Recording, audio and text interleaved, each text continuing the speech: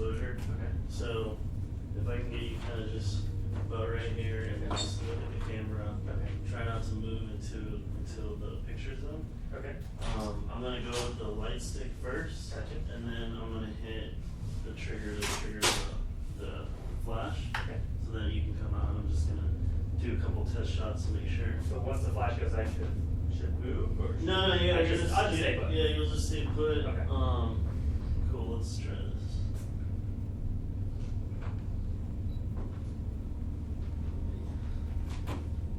Appreciate you. Of course. Make sure you're in focus.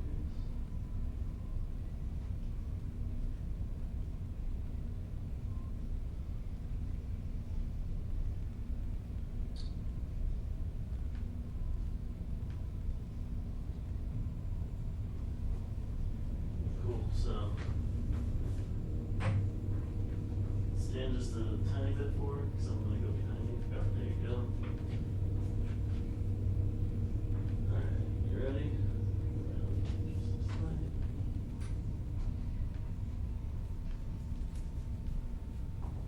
Got too much ambient light coming. Hopefully it gets dark a little darker later. Alright, let's try this. Ready? Hold still. Keep holding still.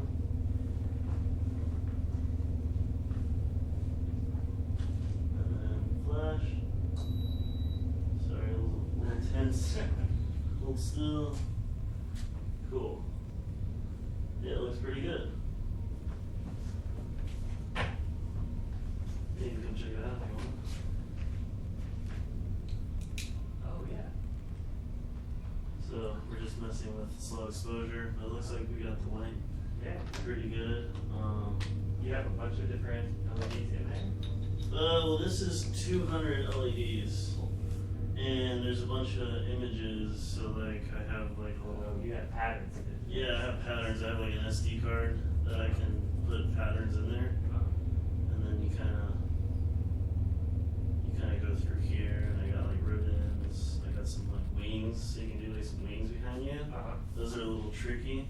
You have to spin it when you do it, or? No. So you walk across the frame like this, and then the lights. So Just like, hold it as linear as possible. so the wings are a little hard because there's like a middle section of the wings, right?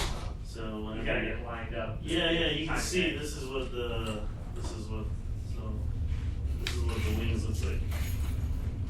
And right at that moment. So that's the left wing, and then it's going smaller and then going big again, so it can get the whole like part of the wing. Yeah. So we're gonna demo later. So Cool. All right. I'll definitely give you all the option to play with lights as well. Uh-huh. I have some lights too. Uh-huh. That you guys can do some slow exposure stuff Right on. and just play. Cool. But yeah, I'm excited.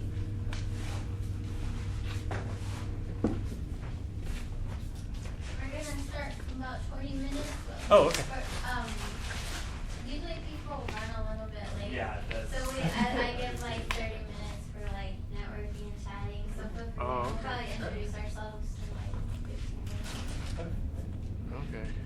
People just, kind of wander in. Hi, how are you? Hi. Here for art, Austin Art? Yes. I'm Andrea. Nice to meet you. Andrea. Hi, out there. Hi, out there. We're just still setting up a bit, and feel free to have a seat wherever. There's some beer. It's National IPA Day, I think. Yeah, National IPA Day. National How's it going? Jonathan. Mateo, nice to meet you. How's it going? Mateo. Nice to meet you. Hi, How you doing? good to see you. Glad you could make it. Yeah. Wasn't Beer on. and water and snacks. What are you looking for? If you're opening these things, Oh, I because can if do you it. didn't shake, if someone shook it, No, it's gonna go. it was me and then. Here, I'll block this camera a little case. I told you. Oh, lucky you. I'm pretty. You're good at that. Not every Biscuit, time. right? Yeah. Oh, hey. Oh. Sick. Where we go? A friend of mine won a national national sunset. It's like second. Yeah, okay, well, then it's, Yeah, this is the second. yeah, you want a little video. Yeah, it doesn't really matter on the exposure, it matters how Oh, fast you really? move. Videotape this You can move slow, you can move fast, but like just kind of like Oh, a like, normal how slow? pace. But like They were it wrestling has, over the topo. when you're doing like, Oh, okay. Yeah, and kind of like a these are lucha like libre. Oh, that sounds She good. kind of beat him, throw him around. they have like all that, and then you kind She's real of kind. wave in and do, yeah, we just did a little test shot right now. This will be good, so I don't know anything about. I Yeah, know looks great. regular video. Yeah, Right now, a lot just of do a people are little kind of quick do test. the meetups or they're overseeing Yeah. so. But yeah, I'm And they don't gonna have a people lot out of to play if they want. I Type have a stuff. friend that's a DJ, and try to get him to come right down here. Well, so our next one is all about electronic music. Cool. So I'll do like a little history thing about the panel of Cool, DJs. history.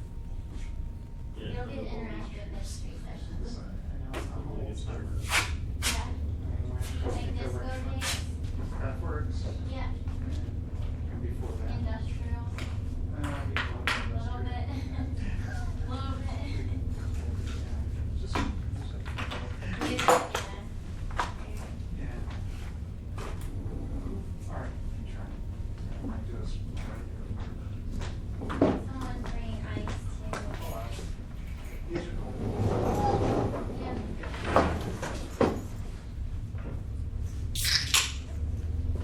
There's drinks and food. I'm about to, yeah. Okay, Okay, so- Didn't want to be greedy, but I'm going. We'll start probably in, like, introducing about 10 minutes.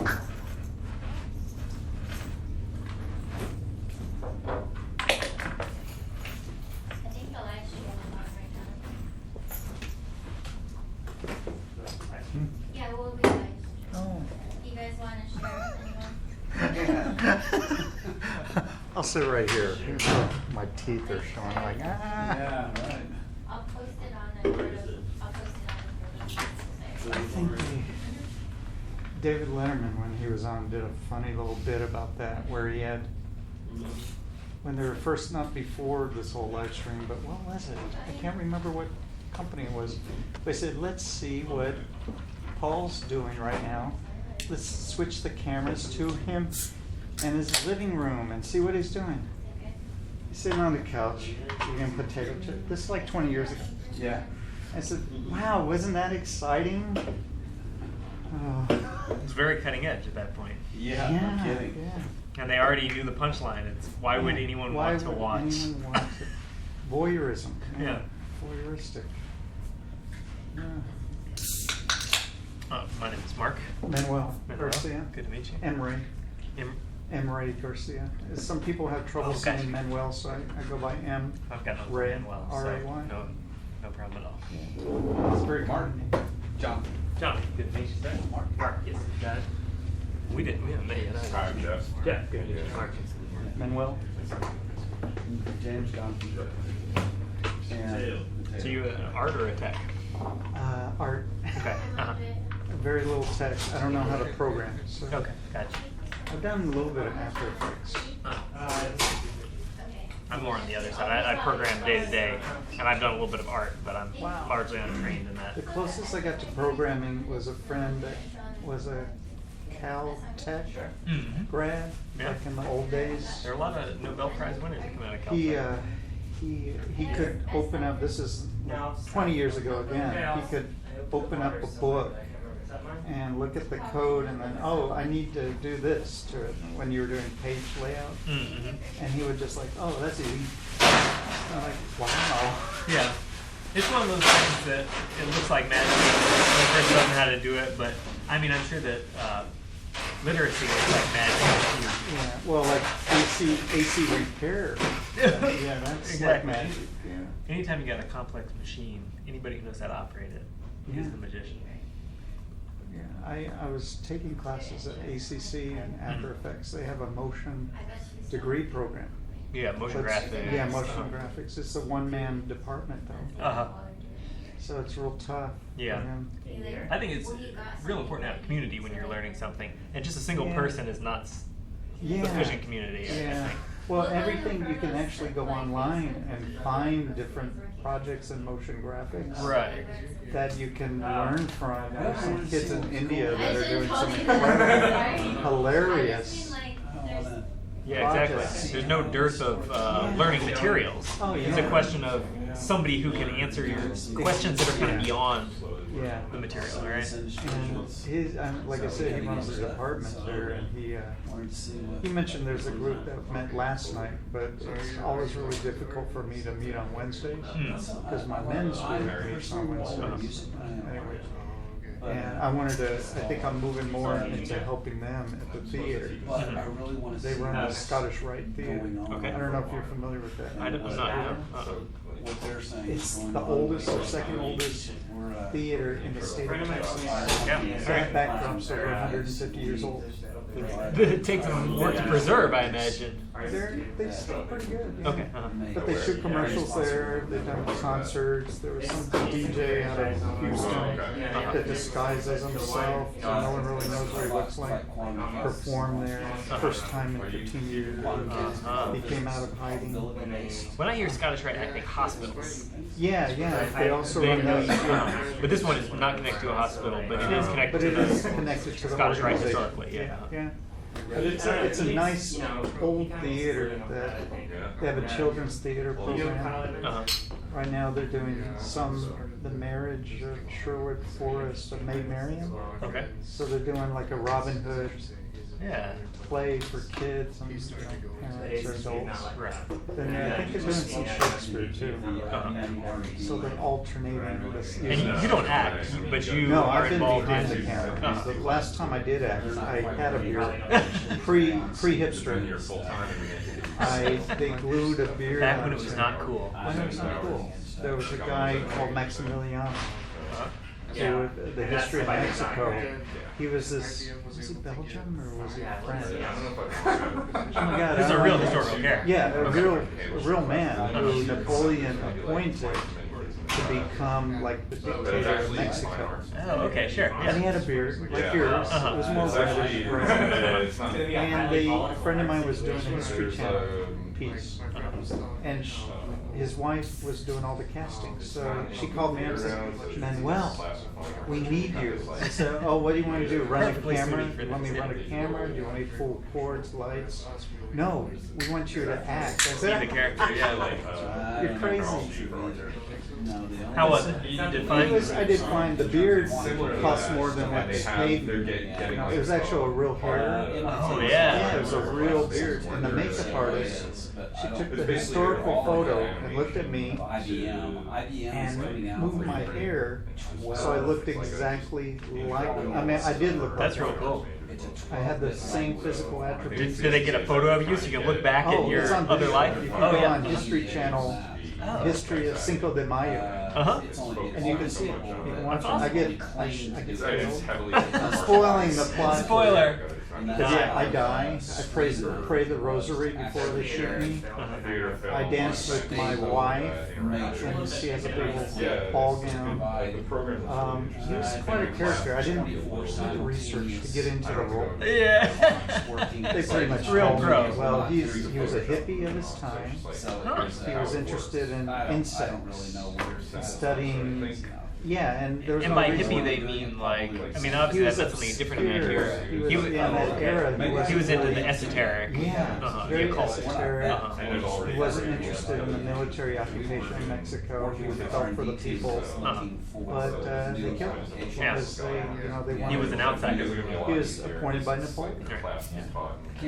So that was interesting, and I didn't get paid much, but it was fun. Yeah. It's been forever since I mean I was like a kid in school the last time I acted. How'd you get into programming?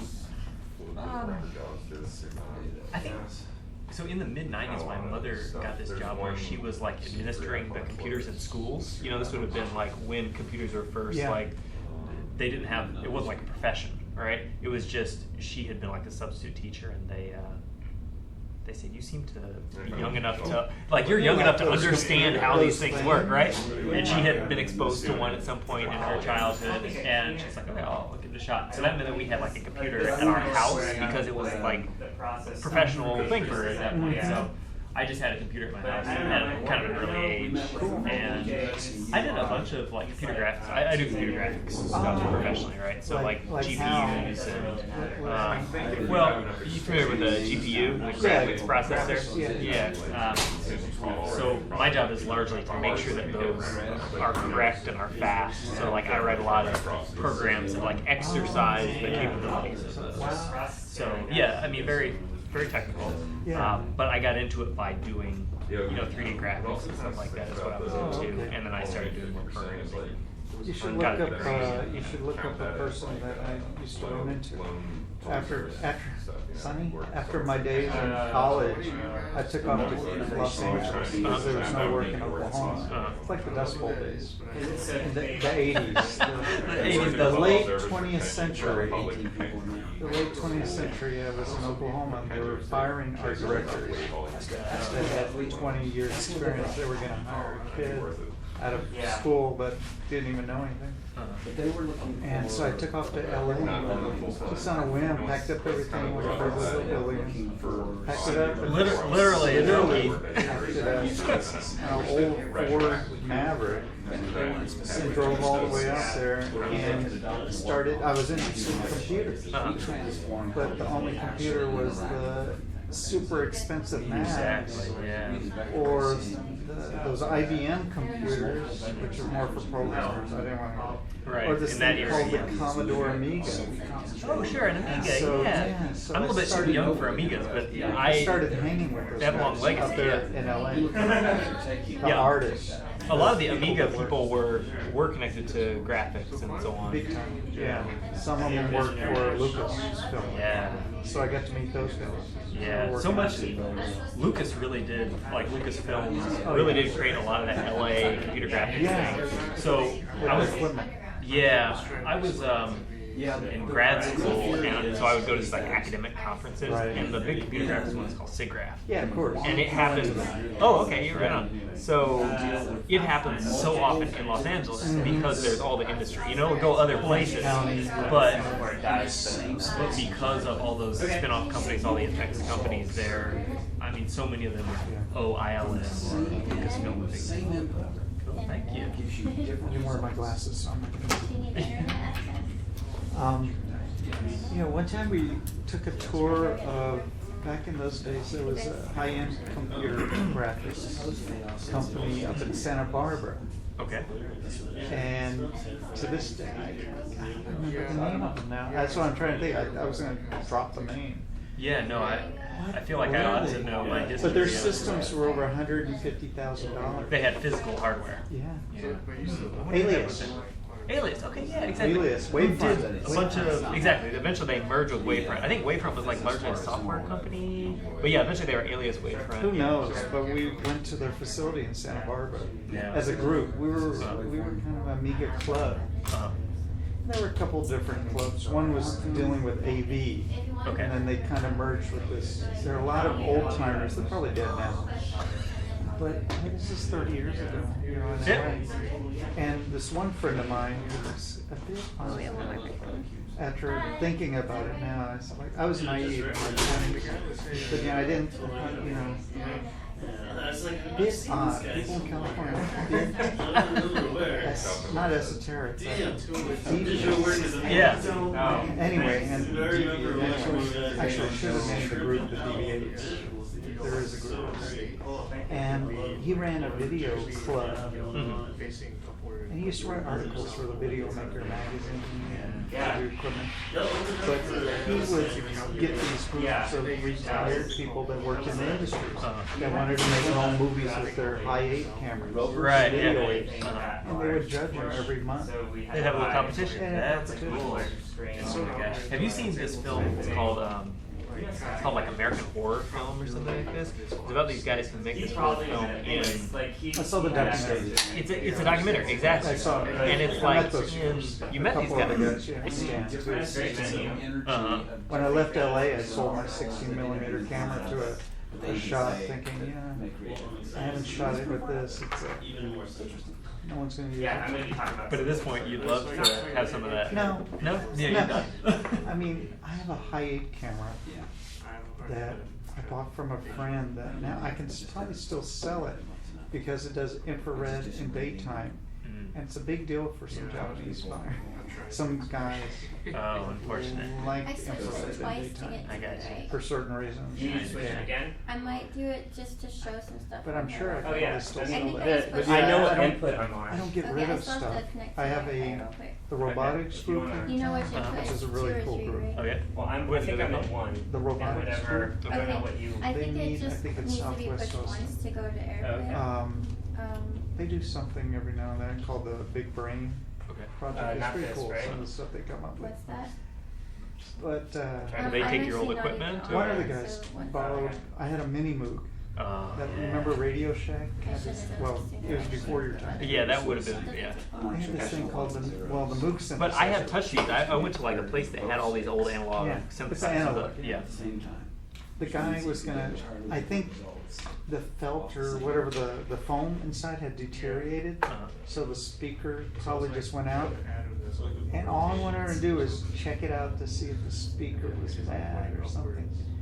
He took the whole thing apart. Well, it was a robotic. Disassembled it. Yeah, that was his Disassembled thing. it. 2 years later, he said, "Oh, by the way, I'm moving, and I found this. It was yours." It's still disassembled. Yeah, exactly. You're like, there's no way I'm gonna put that back together. No, Don't know so where to I start. think I might just donate it to a friend's daughter. The Moog wasn't the Moog had just a normal keyboard, right? Well, short, mini. Yeah. It was a mini Moog, they called them. Right. Yeah, but it was a synthesizer. Have you encountered one of these synthesizers that actually has metal contacts on the surface of it? It was like it was just part of it was just a circuit board that they had printed out, and you actually made contacts. You know, in the way that you might like patch cable something, you would those just little physically contact the two. non-soldering sticks, like that. Kind of like that, exactly. Yeah. But I I've think that seen you were them. supposed to play it like it was arranged like a keyboard, as if you would like, here's a key, Oh, and then yeah. here's some I've seen modulation or pictures, something but like never- that. never- Yeah, I went to some festival and they had all the old hardware, and they had it in this room, and whoever brought it, you know, it was Yeah. just was leaving it out there. It was a real 1 second. I can get- opportunity to get to touch all the different Wow. hardware, you know. But Yeah, I haven't, that mini don't know what Moog, I it's had it called. in college, and I had someone who lived in the dorms that just played around guitar, and then also, you know, he could touch any instrument, Mm-mm. just play anything. And he took that mini Moog, it was analog, of course, plugged in a speaker, and all of a sudden he was doing Rush 2112, you know what he's doing, or Subdivision, you know, dun, dun, dun. And he's switching, and he's playing some other things.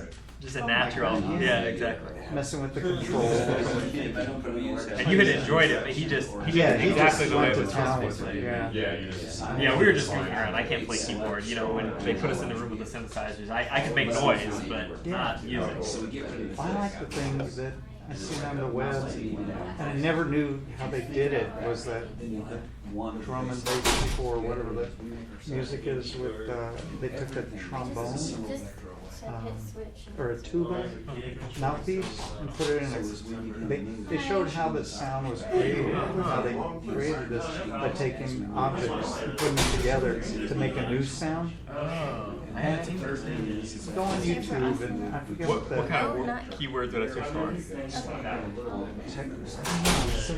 Techno music. Okay. The sound, it's a term, some technical term, it's not too old now. I've seen the people with the vocoders, right, where they have Yeah, the it's not vocal, Casio but tone. it's like that. It's not connected to anything electronic. Uh-huh. So basically the guy had the tuba thing. This is how we make the sound. And he gets the tuba or the trumpet mouthpiece, puts in a clear tube, has a funnel at the end. Yeah, and he's that's making the sound. He just constructed that instrument from scratch. Well, he's showing you how the people had created these instruments. Right. Perfect, awesome. Thank you, Ben. Hi. Okay. Hi guys. Hey, we ready? Yeah, are you guys ready? Yeah. I think someone was going to the restroom. Oh. I can go ahead and just start real quick. Just give a brief. Or we can wait a couple minutes because he's, We're fine. I think they went to the wrong room. yeah. Was it more than one or just 10? It was him and his daughter. Okay, we can wait for him. We have a couple minutes. I'll be quick.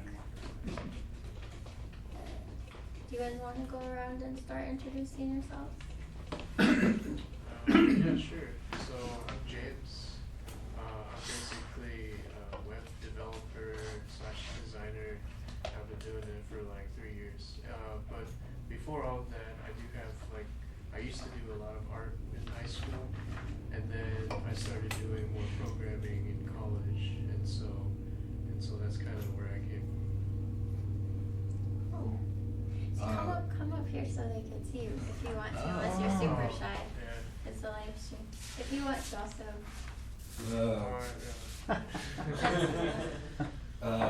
My name is Philip. I'm data scientist. Last 2 years, just interested in art, so that's why I came out here. Hi. I do like the standing up thing. We're just doing quick intros. Help Talking to the yourself camera. to some. I'm Mark. So apparently we have water. all programmers in the front row. I mean, data scientists in the front row. We're all, are y'all programmers or artists in the back? Artists. I don't know. Look at how we sorted ourselves out like that so easily. All the assertive programmers. So yeah, I do computer graphics. I'm a programmer. I don't do a lot of art, but I understand how rendering works and stuff like that. Do you want to go up? My name is Jonathan. I'm with Quantum Interface. We have a new UI. Instead of touch, gesture, and voice, it's based on dynamic motion. It's a vector-based system that's predictive, analytic, gives real-time feedback, and it changes the environment as you move. It's literally a whole new generation of user interface. I love music. I love different kinds of art, and that's an analog world. So you need something analog, and so I really came to see what the latest is. We've got some stuff we're developing on the music side, but I'd really like to see what others are doing. So.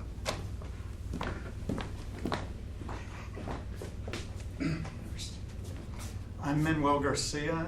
I go by M. Ray because it's easier to say M. Ray than Manuel.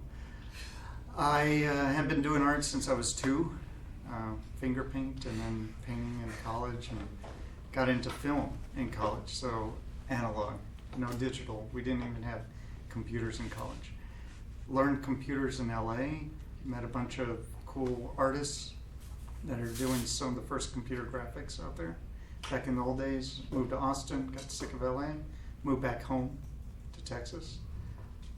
Austin has changed a lot. I've been kind of interested in this for a long time and how it's all changed. I've seen, what was that, the live board? We'll talk more about that later, but that's what I'm really interested in, music and art combining, and video. Music, art, and video. Mm-hmm.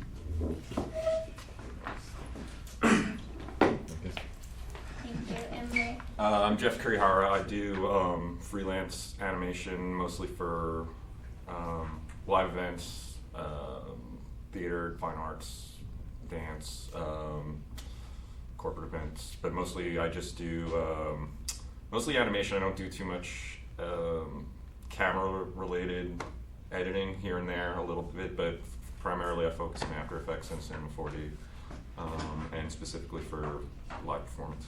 They do the projections. Yeah, I do a lot of projection work. Mostly, it's usually all video projected.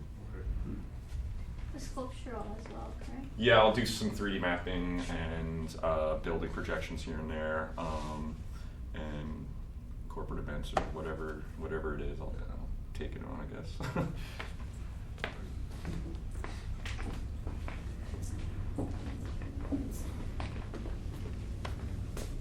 I'm Mateo. I'm a visual artist. I do all sorts of different art, which I'm going to be showing you all today. Also, we're going to be doing a little demo on light writing today. Yeah, that's it. I'm excited.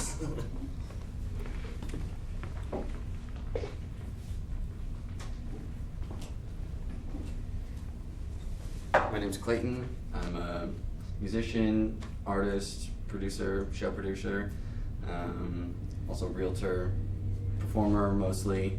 I've done a lot of, I'm really interested in philanthropy and art show production, interactive media specifically, different ways to engage an audience in new and interesting ways. So that's why I like to come hang out with people like this, find different new things to incorporate into like an art party, basically. So I'm currently brainstorming my new one, so if anyone's got any new ideas that they want to showcase, in a way that is good for that kind of an environment, I'm interested to hear it, and I'm also excited to be here.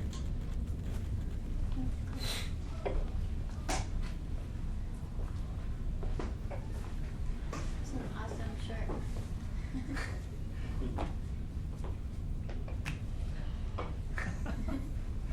Okay, good. Okay, you did laugh. Cool. My name is Chillenboy Washington. I know this young man over here from ACC. It's good to see you again. You as well. For the last 2-3 months, I've been, I broke my leg, and that gave me 2 or 3 months, well, because I couldn't sit on my own damn computer. About a month and something to do R&D, and you saw some of that R&D earlier. There is a render going on right now at my house. It said 5, but it ended up being 9, and probably going to end up being 15. Of later on, I'll show you a vampire being blown to dust. I mean, flaming out and whatever. I do visual effects. I am going back to basics, doing fire, at least getting much more solid grounding of fire, water, destruction, turning things like ashes, destroying buildings, doing tornadoes where a tornado could come through here, rip all this apart, have sunlight come through here, and have volumetric lighting, etc. I'm doing photorealistic stuff. I'm getting older, so I want some money to do fun stuff. No, really, and I want everyone to get paid too, so. So yes, I'm doing visual effects. My latest thing right now is that vampire thing. It's called Vampire Fight. It's a martial arts fight, actual real stuff guys, martial arts. I can't beat in this time, but I'm doing feature length, what am I talking about? Feature quality visual effects. And it's gonna be my calling card. And damn it, I'm happy. All right. Thank you very much. Thank you. You're welcome. Please let us know where we can get those shirts. the alien skull is what. Dashay Moonbeam, he is a martial artist. He is a hip hop artist. He's a SAG actor. He's been on American Crime. Okay. Is he in Austin? Oh yeah. Oh. He's on all the seasons so far. So there's a whole crew of us wanting to make very, very, very, very high quality stuff. Cool. Well, so PROTOS, just a quick intro. Oh no, I'll you know what? I'll just. I'm it'll be sorry. easier if I just segue. I'm sorry. Yeah. Okay, yeah, let's do that. Sense, wouldn't it? Okay. Well, yeah, so tonight we have 2 digital artists presenting, including Stephen Fishman, who will introduce himself after I do. Sorry. I also get nervous too, even though I'm not. And then Mateo will also present on some projects, as well as something that Chillenboy mentioned about monetizing your art. I think you're going to touch on that a little bit. That's something that also I'm interested in, so we'll be talking about that in the future. Austin Art and Tech is a fairly new social and civic platform, and it's been a part of PROTOS Festival for the last 4 years, but kind of got lost in all the performance stuff, and so I separated it this year. We've had 3 meetups. This is our 3rd one. We'll have 3 more, and they're a part of PROTOS Festival this year, and we'll also have an exhibition in September with some interactive installations, some electronic music. Next session is about electronic music. It'll be an interactive session. It's a kind of interactive history session. I don't think you guys are ready for it. It's gonna be really fun. And then we'll have a panel of DJs talking about Austin electronic music and what's going on with that, and how we can do some new things. And maybe we'll also have people other than DJs, because I know, Jeff, you're pretty involved in electronic music. What's your projections? Just video to What's complement it. There's a lot of people involved in it who aren't necessarily playing or performing.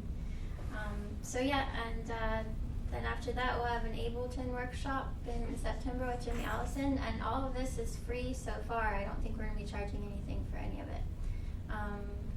What else do you guys, would you like to know anything specific? what's your background or what's your? I started out in psychology, but I've always been an artist since I was young. Primarily media arts with filmmaking, digital art, magazine writing, editing, designing. Also a writer, and I'll be doing next year. I'll be creating some installations and some performances in addition to work with other people. That'll be next summer. Right now I am talking more about electronic music history and sharing about that with people. I'll be speaking at Nerd Night next one in September. Talking about women in electronic music. And then I also talk about media psychology, and I'm working on a course for that. For PROTOS Festival, we'll also be launching, this is kind of a soft launch to our official educational program, which will be a bit bigger and include international artists as well as local artists. So if anyone's interested in being involved in that, let me know. Whether you want to be a student or a teacher or facilitator or sponsor or whatever. I'm sorry guys, I get a little nervous. Well, what else would you like to know? What was the event going on in September? We have a couple. So we have an Ableton workshop here, and that's on the website. Everything that is set so far is on our website on protosfestival.org. And you can also sign up for the mailing list, the ATXAT mailing list, and I send those out and just kind of, I'm experimenting with different ways to reach everyone. So I'll do things on Vine, on this little app that is for MailChimp. I'm working on getting a lot of our videos up on PROTOS TV. We have a web series where we interview artists, technologists, but primarily electronic musicians and digital artists. Let's see here. We also have, I don't know if you've seen our website, but we also have PROTOS Radio as well, which hasn't been updated for a little bit, but there's quite a bit there. So September is a workshop with Jimmy Allison in Ableton, a demo and workshop. I don't know if you guys know him, but he is the founder of the Ableton user group. So he's a really good person to know if you want to learn. What does that mean? Sorry. Ableton is it's a sound mixing, production, and live performance platform. It's kind of one of the standards. Okay. Clay could probably give you a good, I don't It's know. a music software built specifically for live performance. It's good for electronic Pre-program. music, especially. Yeah, you can program live, you can do live looping and Hotkeys things like and stuff. that. And Okay. it's Then you can play instruments to it as well. Mhm. It's like It's great for pretty electronic versatile. instruments. You can play live on it as well. Cool. That's what I've done.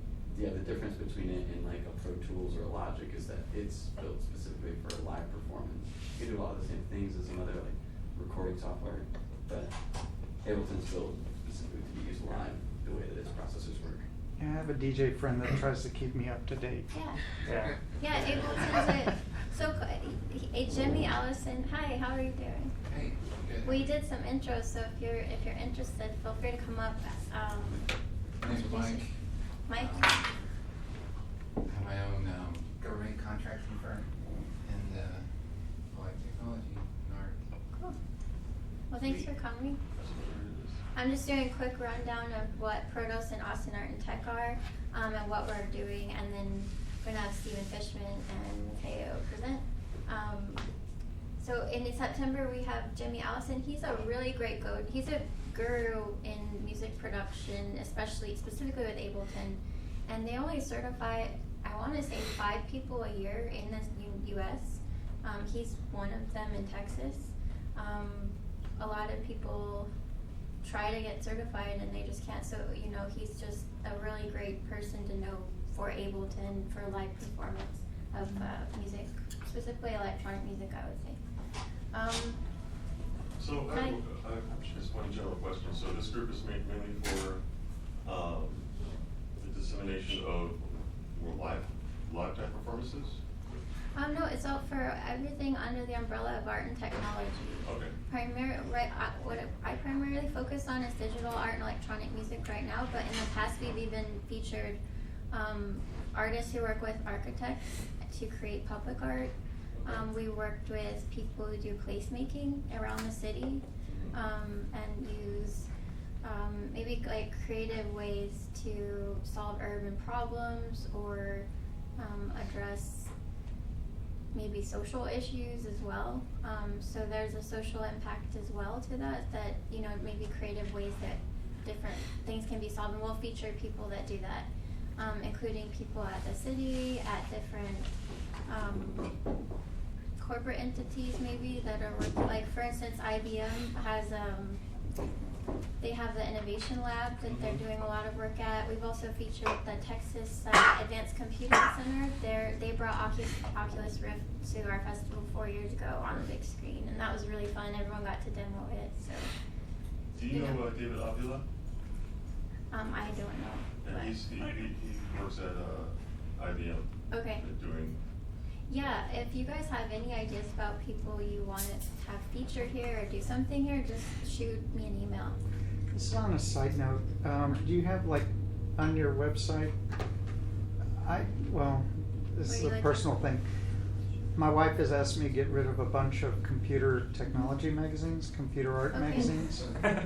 Okay. You got one of those, done it too, yeah. So if there's anyone that wants them, I'm more than willing to give them free. They're all free. So our mailing list, if there's a couple of resources for if you have something you want to sell or get rid of, or you want to swap, or you need something, let me know and I'll put it in the mailing list so whoever's on it can know and you can connect. And then also, you can. I'm in discussion to have like a little swap, which would include equipment, tools, resources, software, if you want to bring something just to give away, but related to the arts and technology. Right. Oh yeah. So we have a lot of people who have a lot of equipment that they're wanting to either sell or swap right now. So that would probably be a great place to do that. Cool. We might do that in September. So kind of back to your question, we have the Ableton workshop in the beginning of September. That'll be here, and then the end of September we'll have another event at the end of the month, which will be kind of a little bit more broad and bringing in a lot of different diverse people in art and technology, including in different sectors of industries and things in Austin. Then we'll also have an exhibition. Right now we're in talks with a few different venue partners to do that. And it'll be primarily interactive installations and performances, electronic music performances. Sometimes they're live. That's not what it's supposed to be. Right? What happened? I think if it doesn't get a signal, it kind of kicks. It switches to the next channel. Goes into auto advertising. Yeah, that's pretty smart of them. Okay, so you ready, Steven? Yeah, sure. All right. Do you guys have any other questions? Just let me know at the end.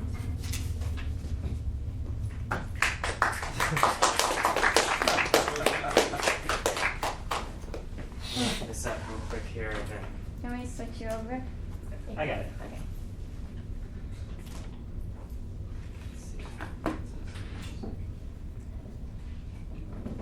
Okay. Lights on or off? I don't care about that. You guys can see. Okay, so I'm going to start with, I made this little keynote here just to keep me on track. So my name's Steve Fishman. I'm a designer, animator, visual artist, performer as well. Yeah, I mean, I'm less of a technologist, but I kind of learned whatever technology I can get my hands on to sort of serve my vision, whatever that happens to be. So, I mean, I'm just going to show you a few examples of my work. But I mean, like, I sort of started from a film background, and I quickly got into 2D animation, and so I spent a long time like thinking very linearly about the way that I made work. It was like all sort of storytelling, narrative stuff, and so I ended up making my background is a lot of like short animated films, but then I met up with somebody who kind of gave me an opportunity to get into more live stuff, and then that kind of led to more sort of interactive pieces. And I mean, I still do a lot of live work. I mean, creating animation that can be performed, and because I was like, had a secret desire to be, on stage like everybody else. So like I figured out a way to perform video in a way that's almost not musical, but like it's performative, you know, like it's not background, and we kind of turned it into a type of performance art. And I'm speaking about this group that I'm involved with called Total Unicorn, where we kind of like a trio, each of us with our own sort of discipline, we create something that's kind of more than the sum of its parts. And my contribution is basically like creating a lot of 2D animation loops that I figure out a way to perform live using controllers that are like normally used for musical performance, like drum pads and things like that, you know. So just to make it interesting, just to make it worth watching, because so much, you know, a lot of the common complaint now is that a lot of electronic music is not really interesting to watch being performed, you know. So like we try to make every part of it like as interesting and compelling as possible, in addition to like the overall, you know, sonic, visual, and but in our case, like we also have dance output present on stage. So I'm just showing you some stills, and I guess they're kind of like, without any context, they don't really make a whole lot of sense. This is from a short film that I made. This is like a music video. I tend to do a lot of those, and they're more contract-based, although I do make them for the group that I'm a part of. This was like a pitch for actually like an installation piece that I was going to do that was going to be sort of an immersive thing that used projection mapping, but never really came to fruition. This here was kind of an interesting design project, so I do a lot of that. That's kind of like my bread and butter, is like design and animation usually for broadcast still, and like long form presentation stuff. But this was like this grad student who was doing her thesis on like adult learning. It was really interesting. She was kind of trying to create a way of visualizing this, you know, when she presented her work, you know, to the committee, or however that works when you present your thesis. So like we went back and forth a lot, and I like kind of, I don't know, I thought it was like one of the most interesting design exercises I've ever done. Say the word at the time. Biographicity. It's far like, and that my understanding of it became like kind of was being revised as like I was talking to her, because I think she was still formulating her idea. But it's just about like these conditions that you have when you're trying to trying to learn, and how it's different for adults than it is for small children who are just kind of like designed to learn, you know. Like whereas adults, I think we think of our body of knowledge as like fixed and it can't be improved upon, but like with the right sort of circumstances that you can create conditions where like even somebody, you know, as old as I am, I guess, like could continue learning. And like, I mean, we all want to continue doing this, and so like she was really interested in it as well, because she was like a PhD student in her 60s, and so she was like, you know, how does this work, and like how can I make it compelling? I don't know how she found me. I think it was through I did some work with Liv Strong, and like she knew somebody who worked over there. I do a lot of poster stuff usually for our shows. This was like more of an art poster that I did for like a one-man show that I did. So I do some gallery stuff as well, and I do video installation stuff, but probably on a pretty small scale. I do some print work.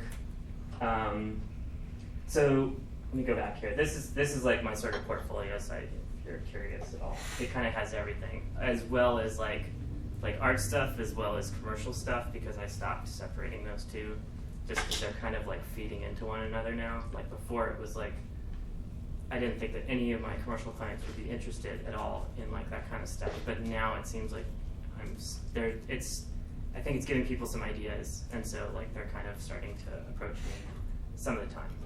There's still a lot of really boring like design work to be done out there. I can do that too. Don't be too shy.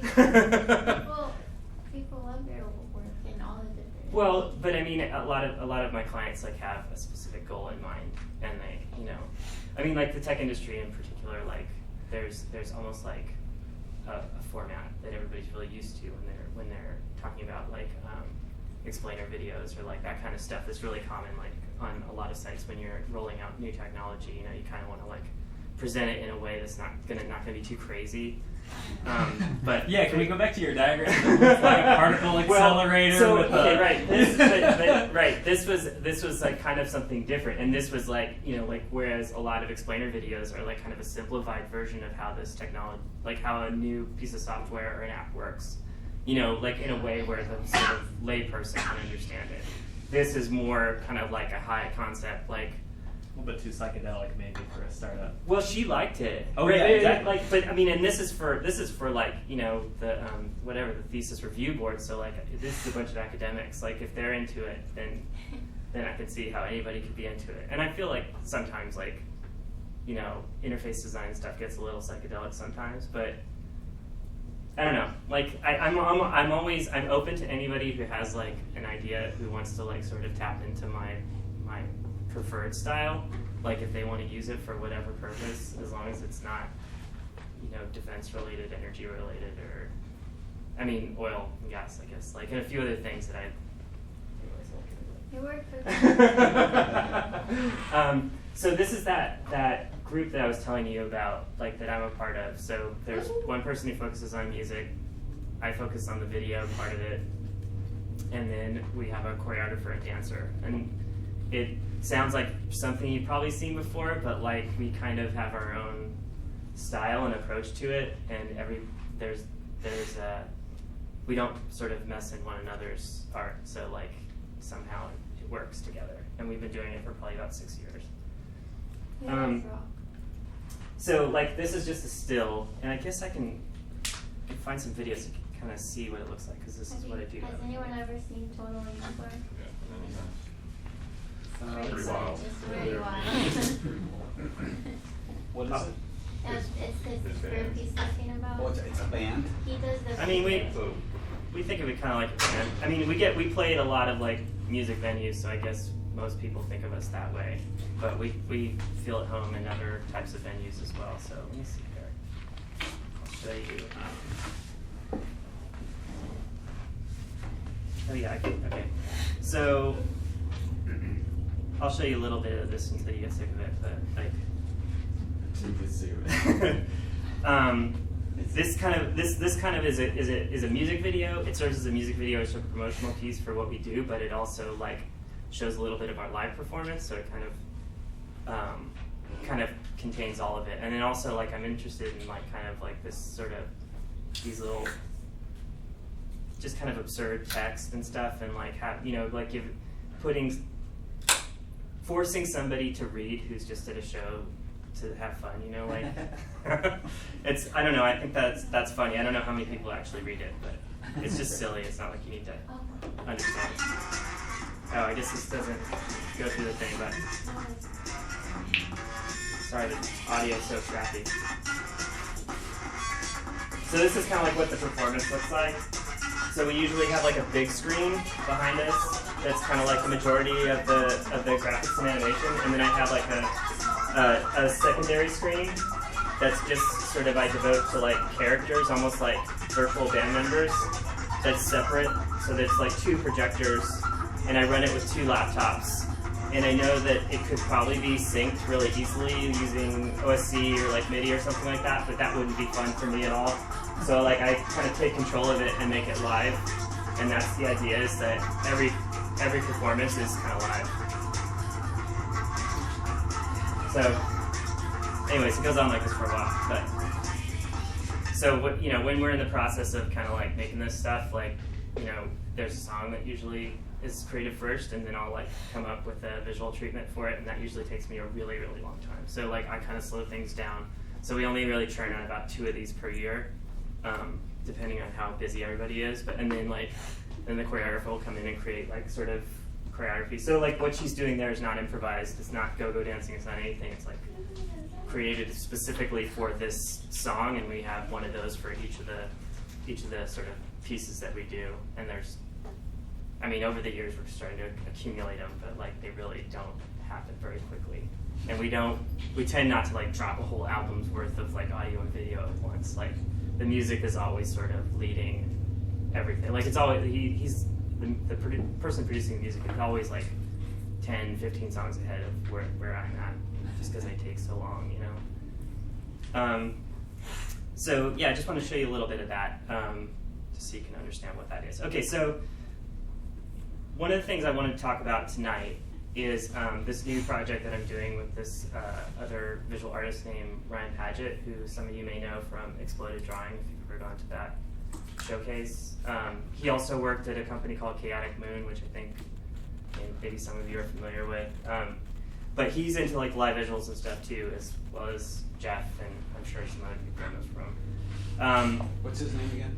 Ryan Paget. Okay. Oh yeah. Okay. So what we wanted to do was create. We wanted to do. The original idea was like a GIF show, but since all GIFs are kind of like looped video anyways, we're just like, let's make it a looped video show. So what we wanted to do is create an environment that like, it's almost like a gallery show where, you know, each one of these sort of animated loops would be like in a picture frame, you know, as if it was being hung in a gallery, but it's like cycling art. And we also wanted to have so many of these things that we could actually like change it over time. So like basically letting these things loop continuously and then like gradually segueing from one to another, but having this huge sort of matrix of these things that we could sort of control. And so what we did is we like kind of conceptualized it, and we decided to base it around 4 musical performances by different composers, and they gave like almost like a kind of creative brief of what they were kind of thinking visually like while they were creating their music. And so we got a team of, I think we have 56 or 57 animators and visual artists that we've reached out to, and each one is we commissioned like at least four 15-second loops so that we can have enough of a library to sort of work with. And I'll show you what I kind of visualize this thing would look like. We're still in the process of kind of, like, we still have to install it. But basically it's going to be projection mapped into these frames, which is just going to have like some sort of material that can be rear projection mapped, like onto, like it could even be paper. Anything that can work in that way, and it's going to be in this sort of big box type theater called the Off Center. And we, like, he and I both are going to be sort of like manipulating this thing over time, so that it changes according to the music. Some of it's going to be very closely synchronized with the music, and that's going to be done with, like a lot of people who are using software applications to create their music have the ability to send OSC signals or MIDI signals to the video software that we're using and actually like trigger clips. So we can have like a bunch of whatever notes they're sending we can understand, and I think that's going to be done over either Wi-Fi or Bluetooth. I think it's Wi-Fi. So some of it's going to be, some of the artists want it to be very closely synchronized, some of them don't care. Like they create more sort of analog traditional music. One person actually wanted to create like a new type of visual notation, and so they like worked very closely with the artist to create like, and there's a long tradition of this, like with people like kind of foregoing like traditional notation that you're used to see in sheet music, and they're like coming up with different symbols that represent different noises and like what they might look like. It's very sort of surreal looking notation, but he wanted to commission an artist to create something like that. So like they're kind of doing that kind of stuff, and like everybody's kind of like approaching it in a very different way, very unique way, and so it's gonna be a really interesting I think product once we're done with it, but we won't really know what it's gonna look like until we get in there and we start building it and mapping it. But anyways, so that's what I've been working on a lot lately. We're calling it Loop Mass. Like this is basically a list of most of the artists, like it's not completely current. This is for, okay, so I'll take a step back. This is for Austin Museum of Digital Art, which is kind of a similar organization to PROTOS. They've been around since, I volunteer with them, they've been around since like the late 90s. And it's like, you know, all sorts of digital art. And so I've been sort of involved with them for a while, and I'm kind of like working as sort of an artistic director, but I like collaborating with people, and so I bring in other, like this was Ryan's idea, and I was like, oh, we have the infrastructure to kind of execute this, and let's do it together, and let's get all these people involved. And so like this is like our sort of baby that we're doing, and that's at the end of this month, the 26th and 27th of August. So this is kind of like this, like I built this in Cinema 4D, just so I could get a sense of like maybe how big it could be and like how many panels. I threw out a number when I started. It was like 100 picture frames, and I've actually started to like buy picture frames. I have a lot of picture frames right now, and I'm in the market for more. So if you're getting rid of picture frames, I'm collecting picture frames. So like, so we wanted it to be like kind of suspended, and then this is like a theater. So like they have a grid. You can actually hang things from it. So like the whole thing's going to be just kind of hanging from the ceiling. So it's not going to be against the walls necessarily. And we were hoping to rear project it so that like, people don't cast shadows on it, which is always a problem with projection map stuff. Because we want people to be able to, it's going to be kind of done in the round. So like the performers will be almost in the center of the room, and we're going to do quadraphonic sound. So like there really is no like stage and no audience. Like you could be anywhere you wanted to, but in order for you not to cast shadows, like you don't want to be like right in front of the projector. So that's kind of like what I thought it would be like. I know this guy's really corny. I thought that was really funny to put him in there. But I wanted to get a sense of scale for this thing, or give you all a sense of scale. So this would be like the overhead view, like the bird's eye view of it. And we can't create like a entirely contained loop, although that would have been awesome if we could have, because that would have like kind of you know, referenced in some way the name of the show, because it's about loops and it's in the shape of a loop, and we're making loops. And why couldn't you do that? I think it was so we have spatial constraints, I think, is a problem. So like we can only put our projectors back so far, and like we have to allow enough space for people to actually walk into this thing and get enough people in there so that like everybody can feel like they've seen it. So like, you know, these are going to be short throws, but like even then, like you can only go so wide so quickly. And I mean, you could probably do like an ultra short throw, or like they have one that's like super wide short throw. But the problem is that it's just the angle at which these things are being. And I'll probably have to revise this, I think, like because I don't know if this is exactly realistic. I'm sure somebody could. You know, like we'll probably have to like go back to the specs of the projector and figure out whether we could actually even accomplish this. But I wanted like an open shape that people would feel comfortable entering. You know, so if we completely walled it off, there'd be no way to get inside. But like, I thought maybe there could be an arch, but I'm just not sure. And we may end up doing that. I'm just not sure exactly where the projectors will be in this space and whether we can accomplish something. Just because it's kind of long. You know, it's like this room, only larger and taller. What's the room? What's the building? It's called the Off Center. They're like a theater group, and they don't ever use it for things like this. You know, like they do plays, and you know they have a really terrible PA system. So like we're coming in there with all our technology, and we're taking over for like a week, and like we're installing this thing, and we're pulling it out like right afterwards. So we're gonna be restricted by like what we can actually physically accomplish in here. But hopefully it'll be like some sort of interesting shape rather than like everything against the wall, which I really wanted to avoid because I don't think that would be that interesting. And also like the depth of field on the short throws is really shallow. So like you can't have things at different, we were gonna have like picture frames at like different, all sort of staggered and like kind of like throughout the room, and I don't think we'd be able to hit all of them. Maybe casting shadows on each other would be like kind of a nightmare. Even if you're able to slice and map everything, like you're limited.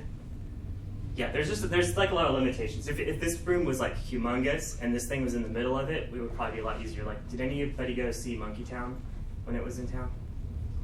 Do you know what this was? Yeah, like so Monkey Town was like, it's this guy's concept from, he's from New York, and he created like this kind of dining projection experience thing where you're like in this big cylinder of movies, and somebody plays in the middle, and then like basically you sit down in the sort of underneath the screen almost, and people bring you gourmet food, and it's like, yeah, it's but it was kind of like that, like just a big cylinder thing with like, he had his array of projectors in the middle and shooting outward. So like there's a lot of different ways to deal with this problem, but he also had like a huge building.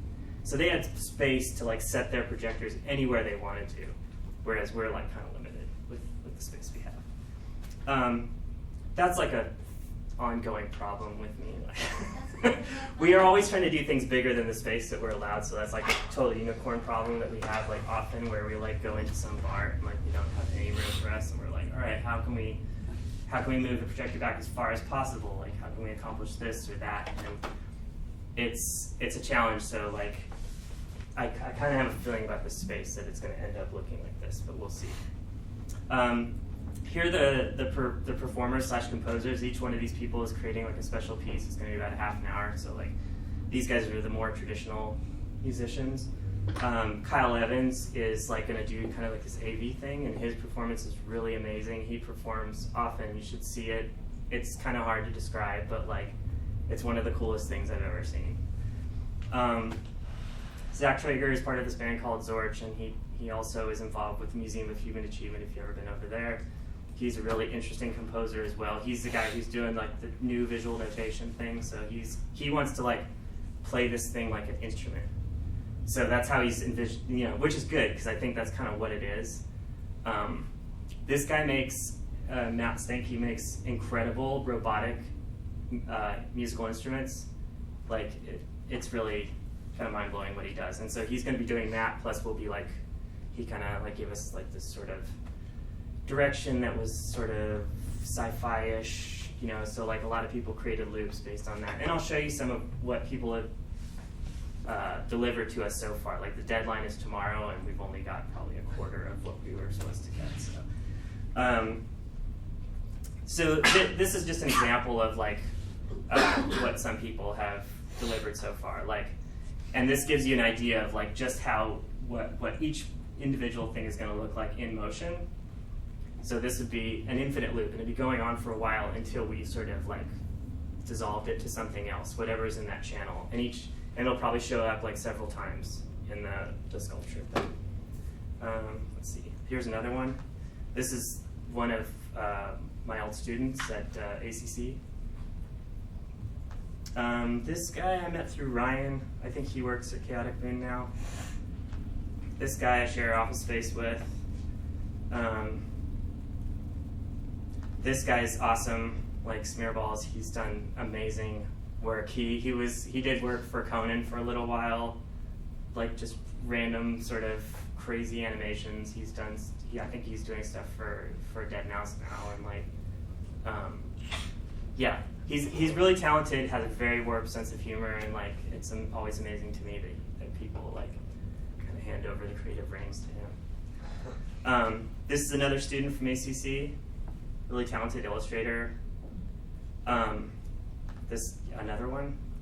I guess they're all the people who delivered to me early, like good students. So here's like a sampling of the software that we're going to be using. I'm going to be using Resolume. I'm going to be sort of responsible for like kind of the stuff, I guess, in the periphery. Ryan's going to be using a program called Touch Designer.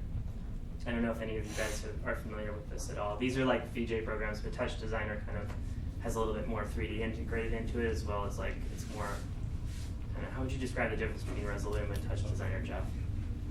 Well, it's like node-based programming, so it's coding without knowing code. So you're connecting pre-existing boxes like tools with cables. So you could have a map operator, program to spit out numbers for whatever you need, so it works well with interactivity and gesture-based stuff. And, built-in free. You code in like Python anyway? Yes, I think there is a way to write in code within it, and then you graphically put that all together as well. Yeah. It's pretty. A lot of those node-based programs, like for example Max MSP, like there's a couple different ways that you can do it. One is like you can either use the nodes if you feel comfortable with that, or you can actually like just script it. And you used Isadora, right? So that was kind of like that as well. I used Isadora. I don't really use it much anymore. I'm just using DDMX for playback mostly. And even like Resolume has the ability to bring in like Python records, composer patches, or anything like that that's been, that's more like sort of programming driven. That's not the way I use it because I'm like kind of an idiot when it comes to that stuff. But some of the musicians who are playing are not. So like the guy Kyle Evans, he uses Max MSP to like to kind of drive what he does, even though the performance of it is really about rollers. Like it's about operating a patch that he's already made, and like that's kind of like where the art comes in, I guess. And then Ableton Live, once again, this comes up as very popular software for certain musicians. I think this is what Zach would probably be using, and I think Matt in addition to his little controlled robotic instruments, he uses what's the one that Apple, like the Apple bought? Not Pro Tools, but like. No, that's Microsoft. No, it was. I can't remember the name of this thing. Anyways, it was like another like audio editing tool, but he just. Huh? GarageBand. No. Like the Logic. Yeah, Logic. So, but all he's doing is like he's composing music somewhere else. I'm not sure where, and he just brings in these audio files. But like some of his robots just work off vibration. So he's sending like kind of electrical signals to them that are just based off of a music waveform, and there's a box that sort of interprets it, and then it just creates like that sound, and it kind of taps on there's like a little hammer or something that taps on like the surface, and that makes a sound. It's really interesting. And some of it's automated, but he also like kind of like gets in there and gets his hands on some of these things while they're being played by these kind of like little machines. So yeah, I mean, he's more of a traditional, he studied music and then he like, integrates a lot of technology into his performance. So, okay, so that's like my little presentation. I thought I would make today about, like, I was just gonna do a quick lesson. I'm kind of out of time, but no? Okay. So I'll just like quickly go through. All right, so the way I build a lot of the stuff that I do is some of it I build like, kind of like soup to nuts in After Effects or Cinema 4D, and it's just like a large chunk of animation. But like I also like to build little pieces that I can stack on top of one another to create like some sort of mix. And so I'm using Resolume, and Resolume is just kind of like playing these movies back in a loop continually. You'll have multiple channels, so like you can kind of mix between them, and you can use a lot of different ways to kind of stack things. And like I get my best results when I'm just like stacking things that look like they don't really fit together, but they kind of like are in my color palette. So what I do, I'll show you two like little techniques. One is, and I'm just going to deconstruct this composition that I already made, but I don't know if any of y'all are familiar with After Effects or have ever played with it at all.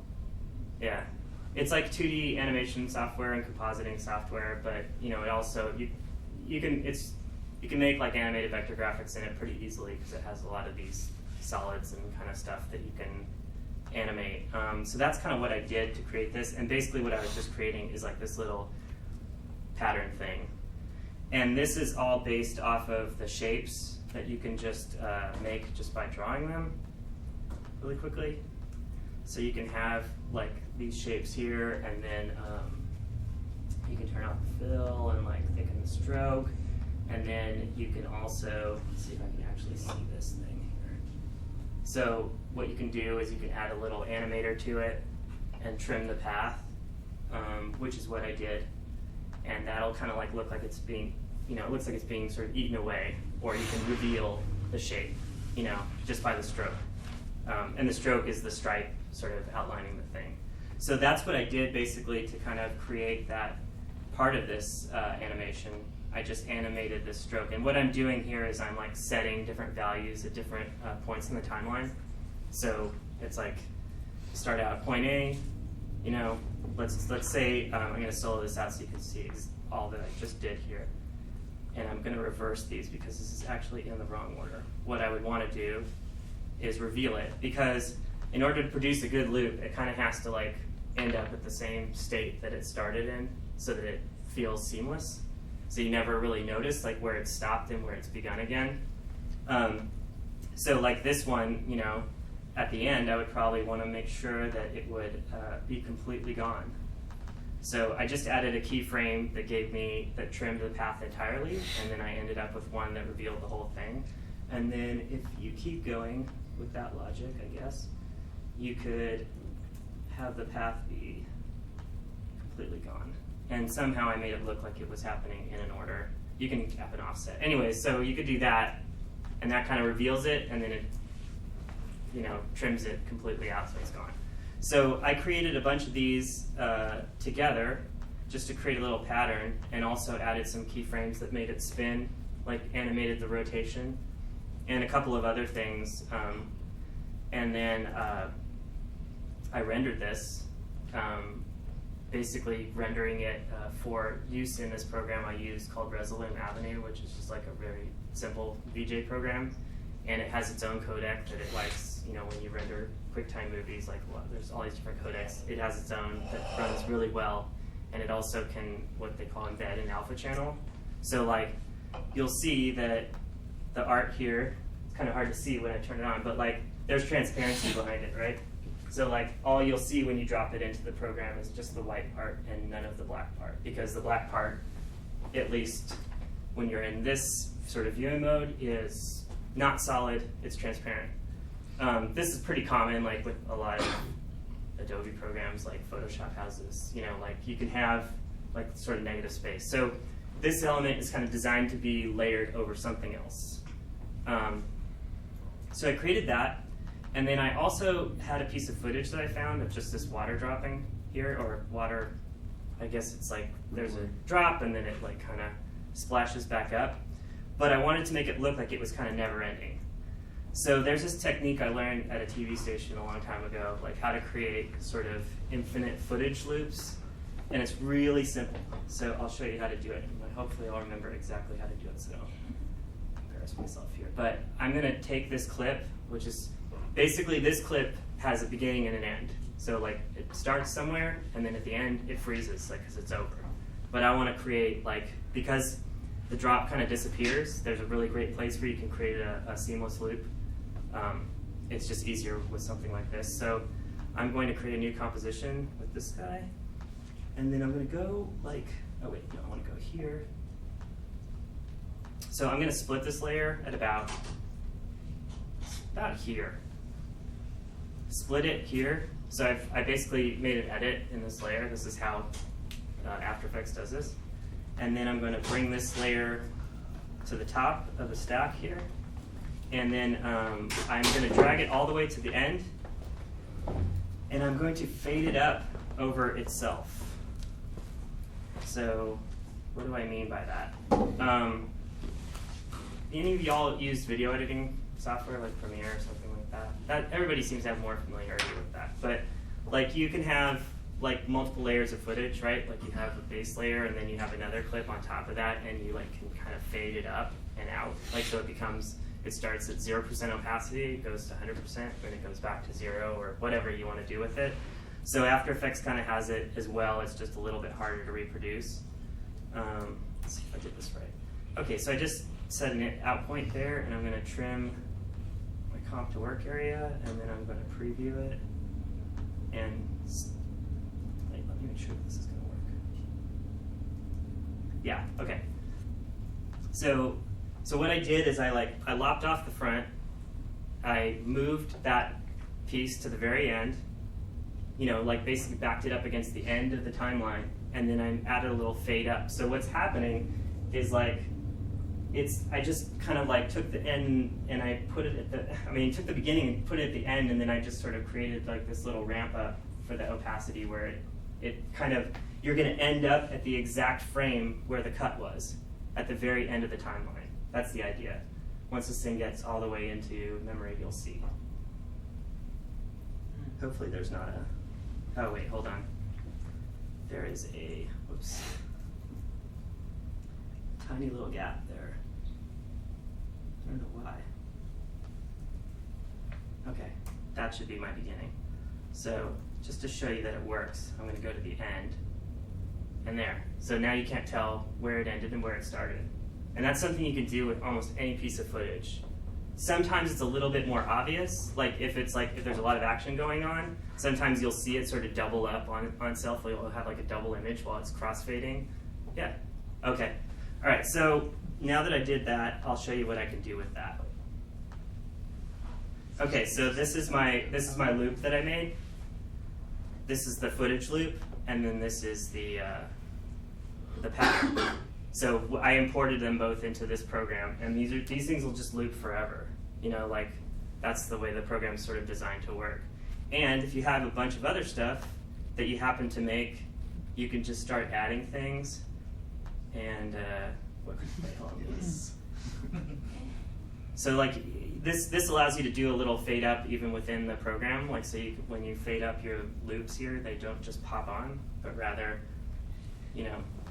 And I've made tons of these things, like whether I'm VJing or like whether I'm doing stuff for Total Unicorn, I just have like a huge library of these little animations that I've made, so I can kind of do a lot of different things.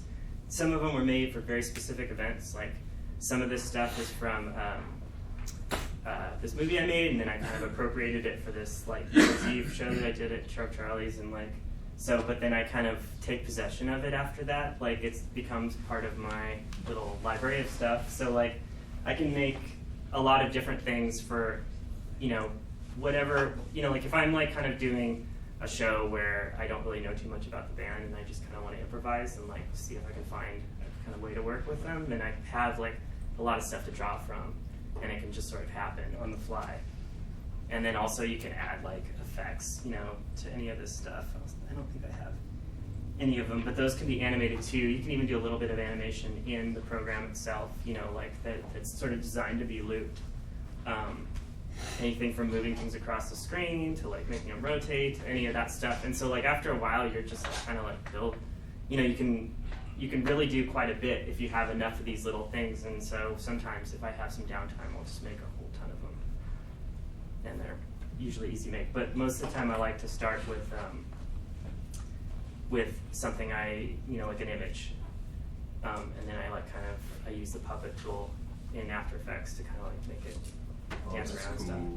Yeah, I find that most amusing, but like in order to build like this kind of thing, you need stuff that's more graphical, that's more like frame, you know, like things that look like frames, things that maybe look like characters, things that are just more textural, like sort of background elements.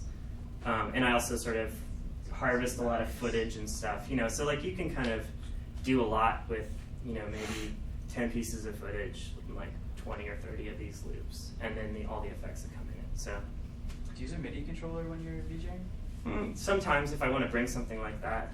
I mean, I have some of them, but I don't know, I always forget what my mappings are, so like,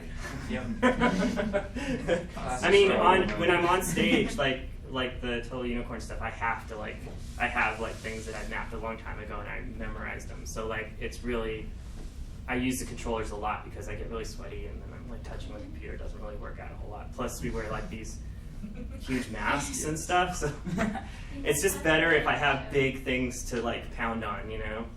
And that it's also more interesting to watch than somebody like kind of sitting there. When is the next Total Unicorn? We have one show in Dallas, and then like the next one we're doing in Austin is probably in September, and that's with this amazing band called Itch.io, which is like former members of Crash Worship, if you remember them from the 90s. Itch.io is amazing. Yeah. You were at the Alamo Draft House for... That's right, for Fantastic Fest. Yeah, worth seeing. And then the Loop Max is August 26th. And 27th, yeah, we have 2 nights of it. There's 2 performances on each night, and then we'll just kind of keep it open a little bit before and after, so people can just kind of like check out because it's supposed to be like a sculpture, you know, but there's also supposed to be like music being performed in the sculpture. Anyways, that's that. Thank you everybody for. Take a quick break, and then if anyone wants, there'll be time to ask you questions after Mateo. Ask both Steven and Mateo questions after their presentations. Yeah. Unless you guys want to right now, but let's take Yeah, a 5. I'm sorry I ate up all of the time, but No, I'll answer some questions. We're good. We have time. Just take a 5-minute break, and yeah, if you want to ask these questions during the meeting, or there was beer. Oh yeah. You're right. There's some cider. It's International IPA Day. Oh, is it? Yes. Let's drink cider about that. It's in Liz.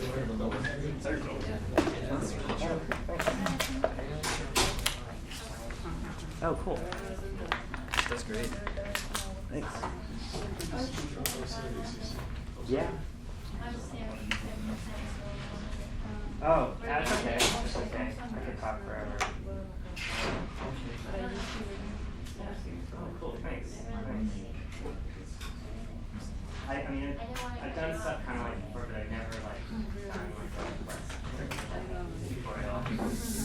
Sure.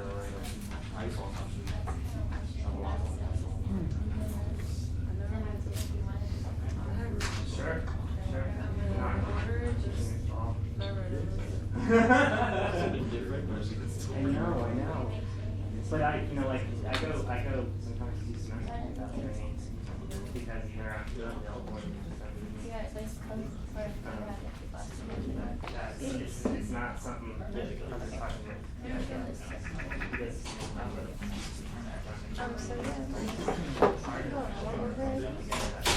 Yeah, my presentation's in a full-time job now. Yeah. You're looking at it. Okay. Well, I mean, and also like when It doesn't matter when it's running. No. This is an example. Are you using that? Yeah, I saw the thing yesterday. This is not mine. Who got bottle openers? Oh, I don't.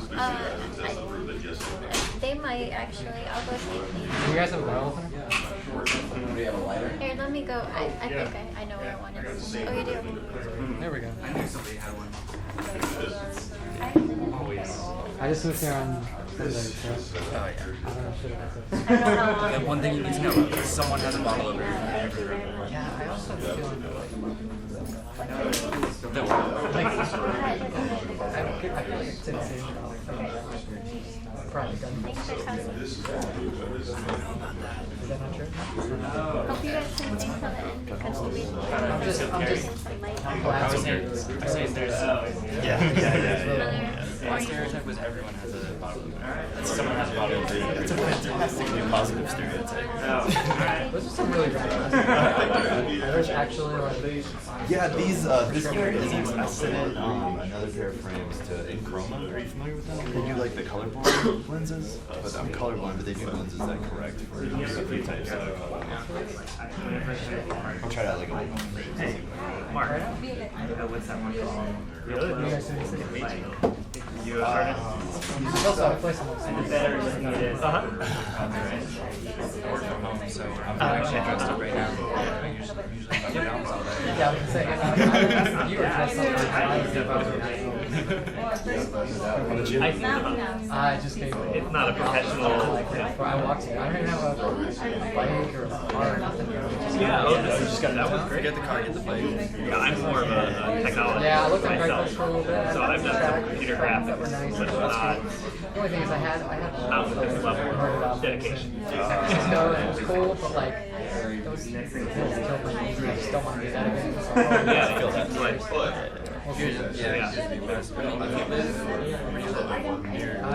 Lower East. Okay. Yeah, I'm shooting, I think. You know that those farms that you go Oh, the software is like one hill on the way from Yeah. here to there. So it's really terrible. I just don't feel like I had I would use I think zero mistakes. cars, especially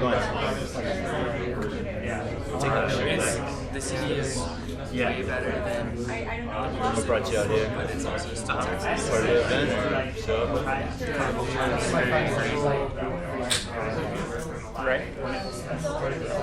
Clarifying what everyone says when anyone says Texas. Clarifying. So do you do some Photoshop videos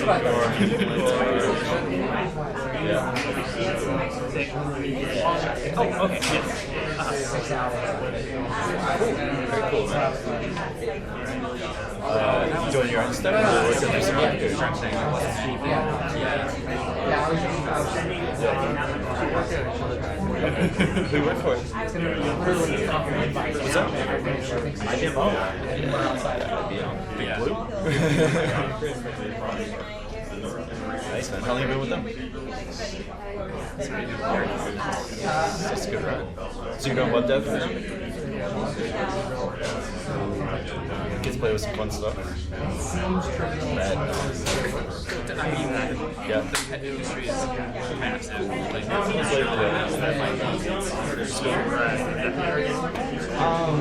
You know, Yeah, as a programmer going and like self-training machine learning kind of stuff, but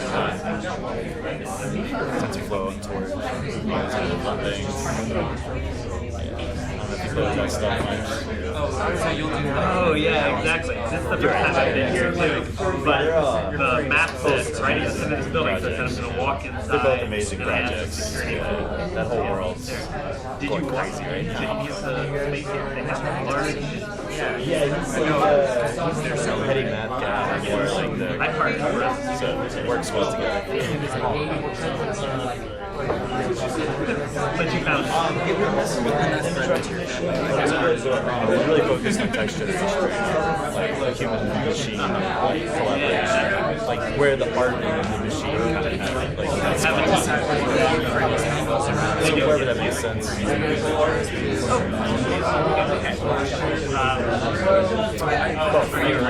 So things that aren't being leveraged that are out there, find like ways to make some like generate these expert systems, but then we're also playing around with models and design.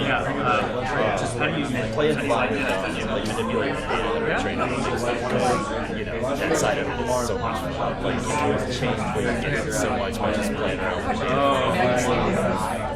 Very spread out. I worked for the Hartford for like half a decade. Right. Like claim systems and stuff for the Hartford. They're a big insurance company. I've done a bunch of data stuff. So data's, I'm thinking about data so natural for me. And this is a great application of leveraging data, you know.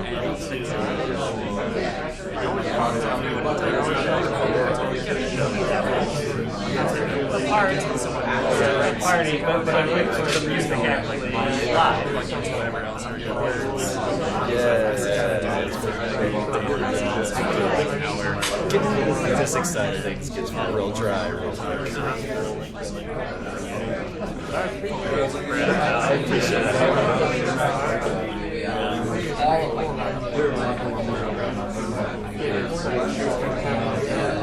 I like data that's so hard to comprehend, like get this valuable insights and surface that stuff.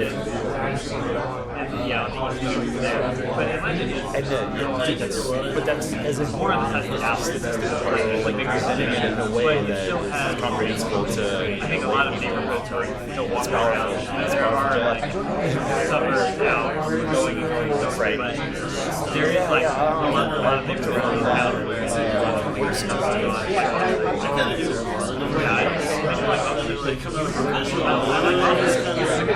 T3 is the one.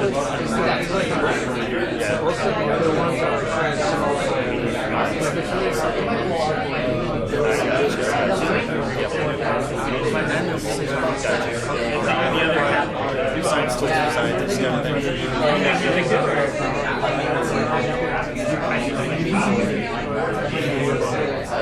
Not collaborative, it's interesting. I need to dig into that again. I think that's what happens to me. So I was like, oh, this is pretty. And then I was like, oh, it's a non-starter.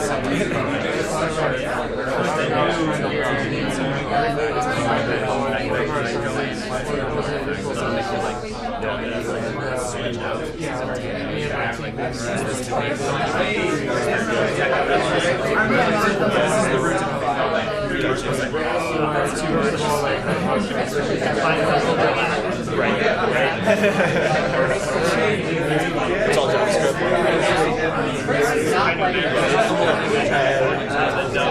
JavaScript gets unwieldy if you're not sure exactly what you're doing. It can get funky. Now that you're into it, I love JavaScript.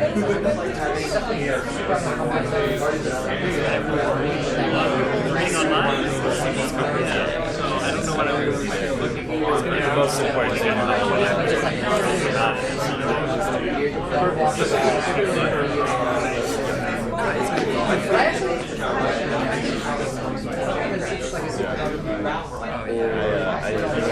get on board with that statement for sure, man. I've been playing with Python sometimes for just glue, scripting stuff, and Lua a little bit. Lua's great.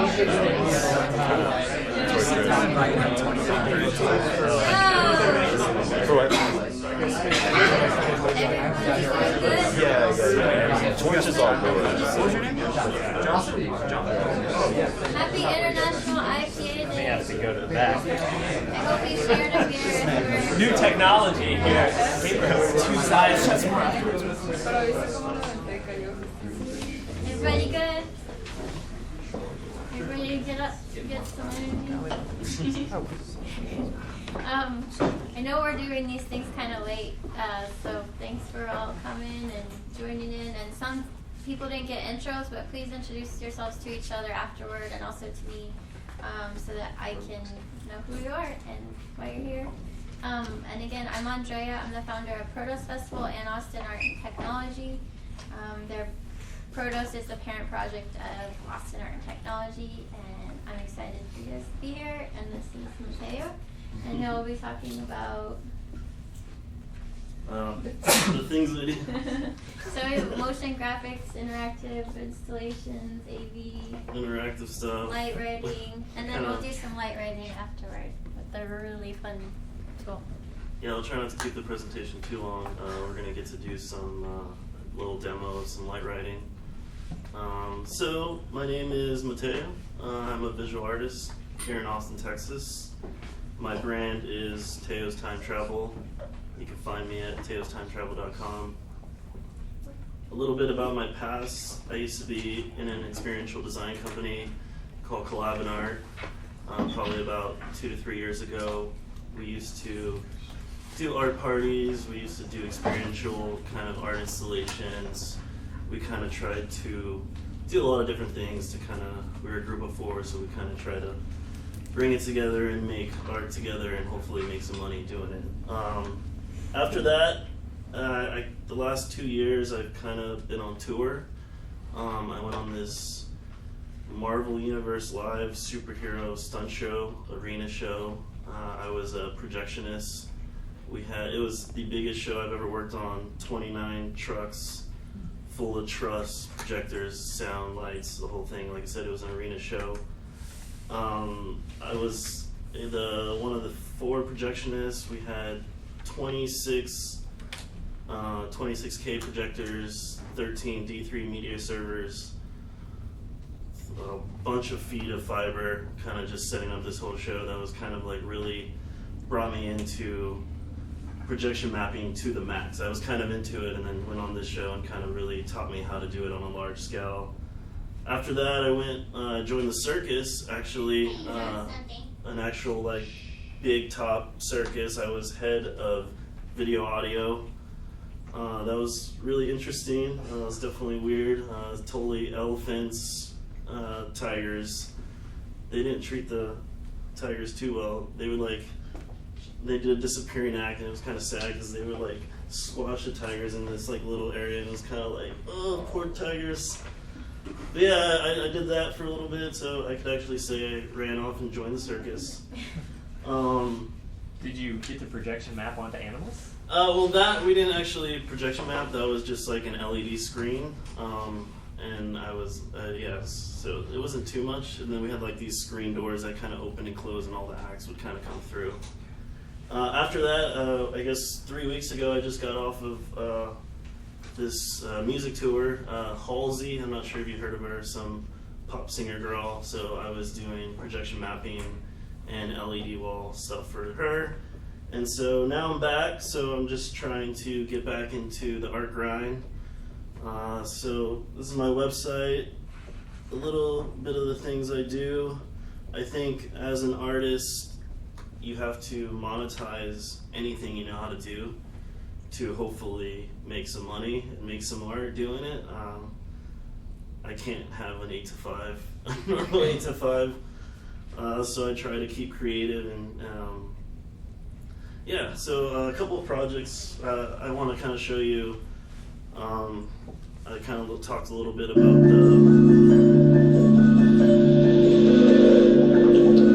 so this is me projection mapping 26 projectors, 13 D3 media servers on this huge set.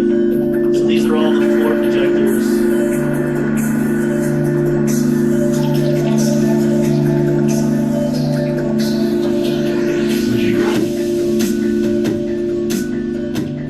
I didn't create any of the content for this. This was all me.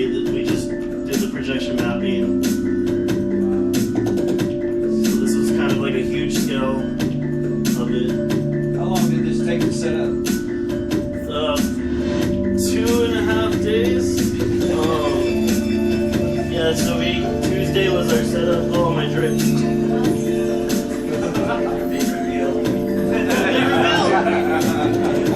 So it took 2.5 days to set up. Wednesday night was the best night because we got to sit in the whole stadium all by ourselves and map out everything. So this is me kind of mapping out stuff. So here we got 2 double stack projectors here. So we're kind of blending them together. So we got a total of 8 projectors on this wall.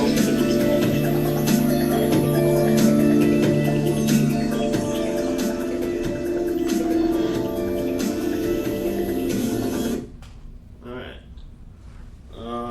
Another project I want to show you guys. While I was on tour, I would go out and shoot a lot just because that was like my only alone time, because we were around crew people all day, every day. I even had a room with somebody, so I never got a chance to get away. So I would go out and photograph, and I really got into this technique called hyperlapse, if you're familiar with it, but it's pretty much a time lapse across long distances. So this video is about over 4,000 shots, so I would kind of do this on my spare time.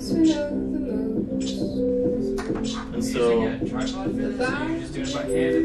yeah, you would use a tripod, and so for each picture I would take 2 like big steps. I'd be like 1, 2, set the tripod down, and so I put say this was the center of my frame. So every time I moved, I always put that in the center of my frame. And then I took it into After Effects and put a warp stabilizer, so that way it kind of blends all the frames together.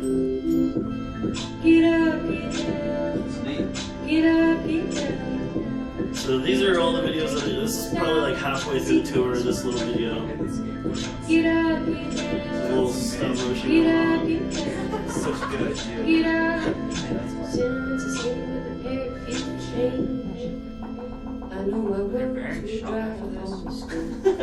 Yeah, they probably were. So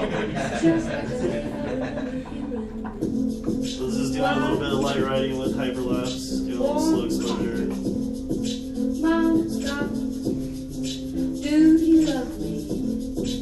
This is like a little promo. She's a DJ, so DJ Meow. So we like a little promo video for her.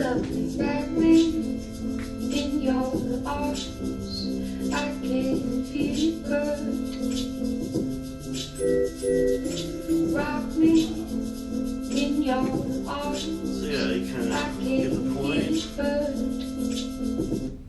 So that was kind of what I did on my free time on tour.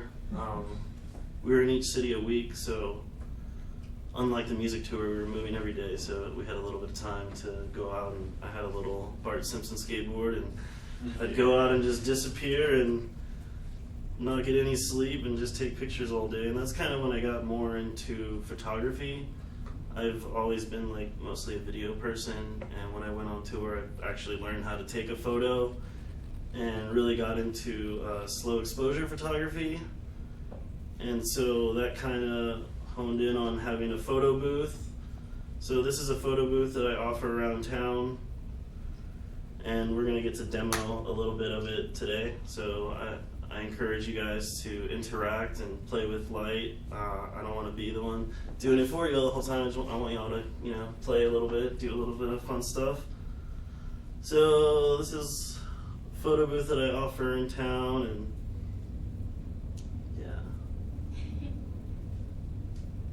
we did this show not too long ago in Dallas. It was the Aurora Art Show. I don't know if y'all ever heard of it, but they invited me out to do the photo booth, and that was super intense because there was a lot of people there, and we had a line the whole time.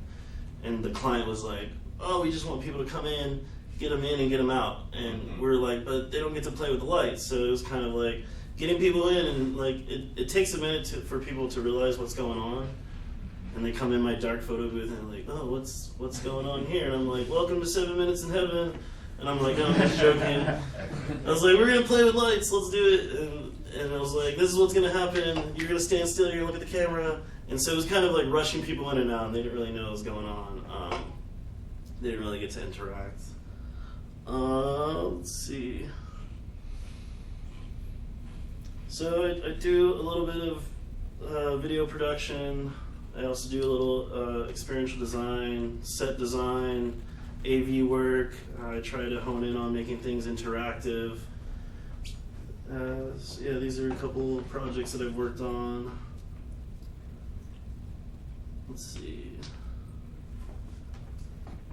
But today I kind of just want to talk about kind of my slow exposure photography. I made this little like presentation.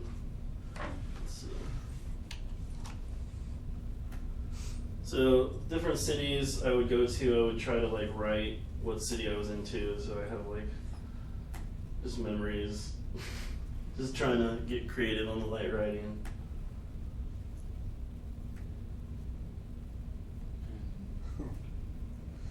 This is just having fun with some coworkers. That's cool. Just going out and playing. This is taking still wool and lighting it on fire, which has a great effect.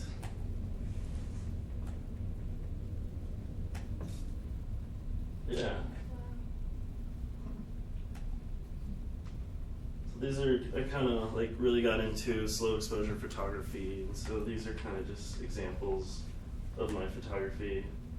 This was my first star trail that I attempted. That night I went to a star party and realized that all the stars turn around the North Star. So I was like, always thought that was really cool how people did this, and I always wondered how. And I actually learned how. How did you do that? So. Oops. That's how Earth works. It just works, right? So this is over an hour at a time. This is a picture taken every, I think, 30 seconds. So over an hour, I just kind of stacked them. I took them into After Effects and overlaid everything. Okay. And so this is what gives it the kind of.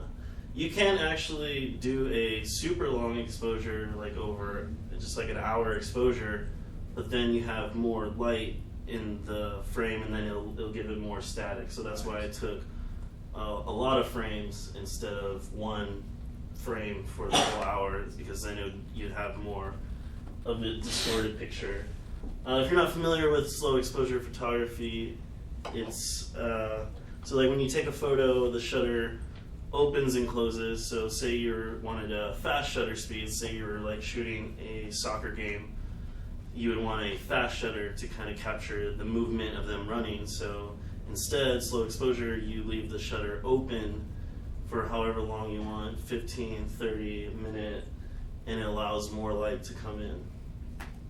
This is a little video that I made of, oops. So this is the stars. This is me nerding out in Marfa at like 5 in the morning.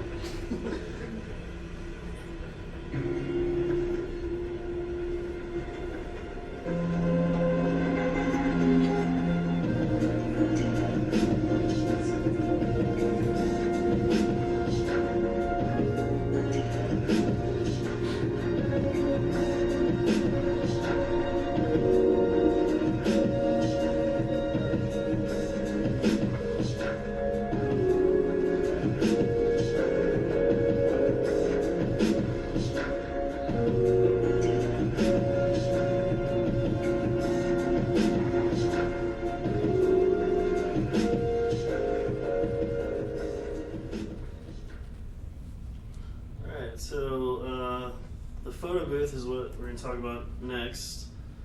And so I think there's a few out there, but I thought maybe, bring the interactivity to the party, bring a different kind of photo booth, not something you kind of just press a button, stand in front, and you do 3, 2, 1, and takes a photo and prints it out. This is actually more fun, gives people the opportunity to play around. That one was a little hard to do. but we made it happen. So yeah, we're gonna have fun with lights today. So maybe think about what you would like to draw or write. So these are examples from the Aurora show that we did.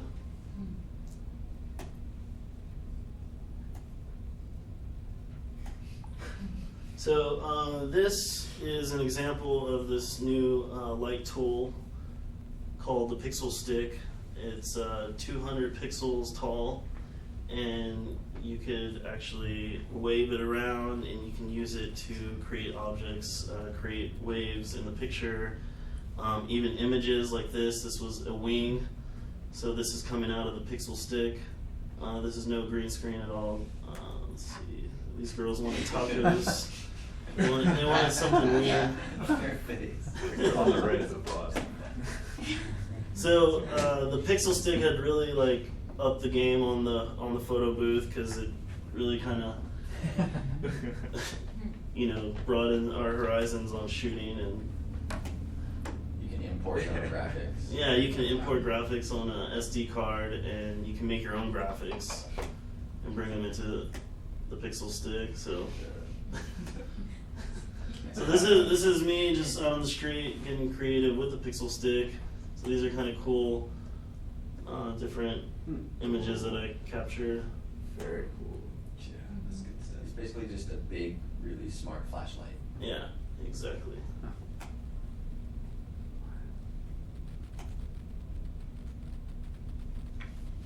But yeah, that's kind of examples of what we're going to do today.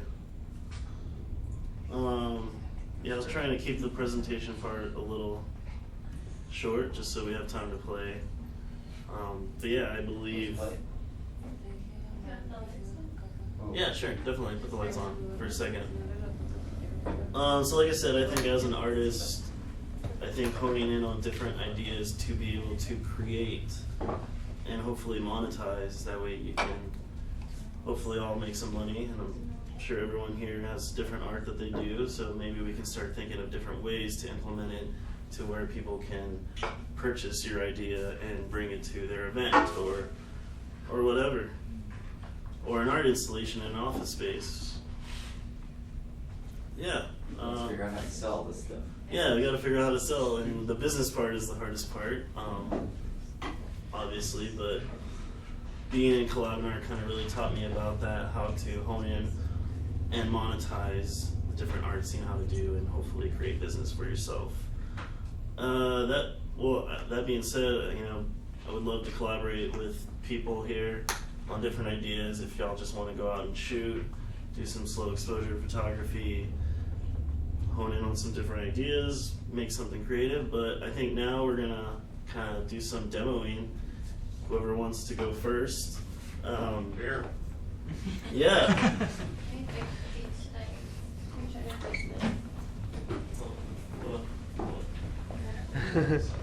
Oh, that's fine. It's dark enough, I think. Don't even worry about that. I think it'll be dark. Thank you, Mateo. Yeah. Give me a quick second.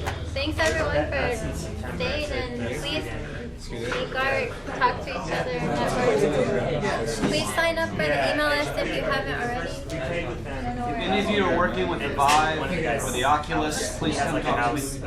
Way out. Yeah, it's huge. She's got. They were doing that show right after. Yeah, great. So that's what we did. So we did the Con Street Festival first, and then we did that. But yeah, like it was a great space, and like the guy that he knows, he's like an old Austin guy, right? So he knows like all these people. And Mac, you knew that guy. He was in a bunch of bands like in the early 90s and late 80s. Yeah, I don't know too much about Brian. Yeah. The guy that he has long Yeah. Okay, cool. I couldn't even tell what happened. Like I lost track of when the whole thing started because things were just happening. It was crazy. Like there must have been like more than 30 performers. And like, I mean, I don't know how they did it. Like this is a huge space. We're talking about the eyeball, right? Like, that's big. That was part of it. Like, it was like yeah, it's like I don't like the one of my favorite. Are you gonna stick around? Yeah, she took one of me. Oh, cool. Yeah, so yeah, you got one of me. I haven't been to the new one since they moved it from one. And we did the like set, right? Yeah, I did something like that last night. We're trying to do the wings from the front where I was like, yeah, it's going places. No, it's cool. I love it. It's like perfect. Like the sound is so because they're like lower back wings, like they're not so low. Like you're hearing these different parts of the radio, and it makes it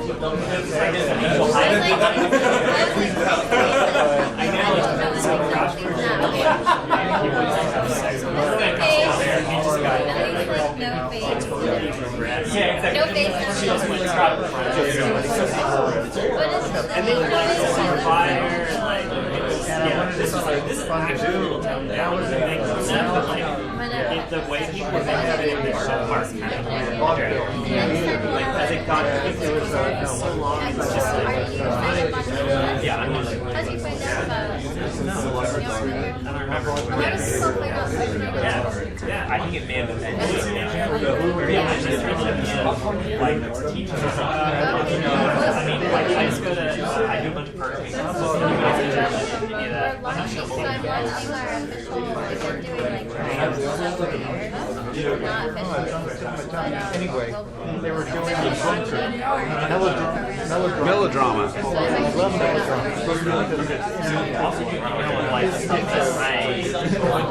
You tell me what lesson. So like the guys who do that, like San Antonio, they threw popcorn. Right into his fangs and just went. I just heard that bar, right? That was good. He kept going. Yeah, no, I love that game. Johnny Walker.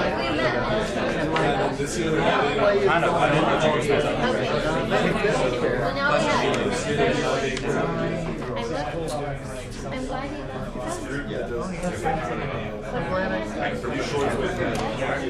Who are some of the days? I know only one thing. I mean,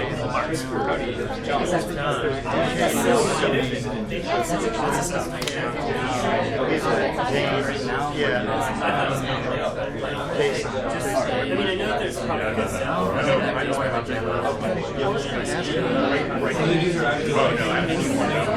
Pixel stick, whether is it usable modify video sound or the video.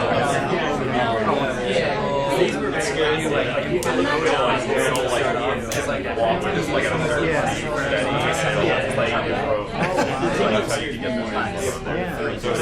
those are also it's like a writing. So like you work with rhythmic, some kind of rhythmic scheme, some kind of rhyme.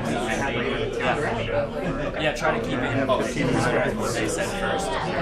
So poetry bottom. Right. You want to be involved in this drawing right now?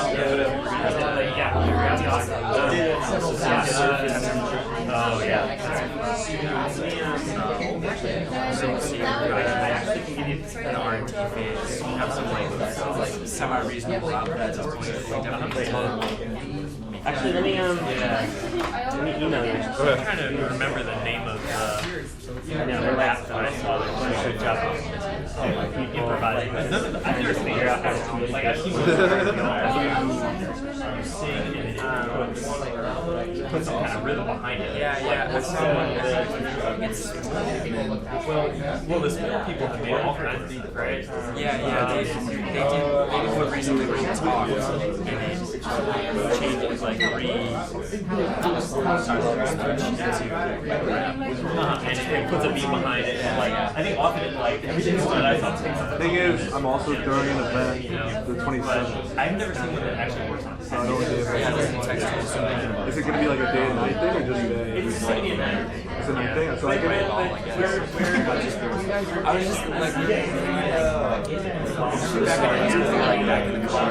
So I could be the So back to I'm not doing the day for night.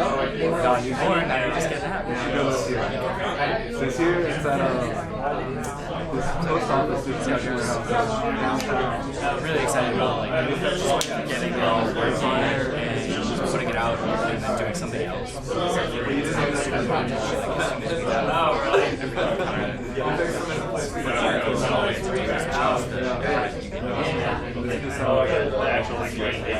Right now it's like $100 for supply. Are you going to have different styles?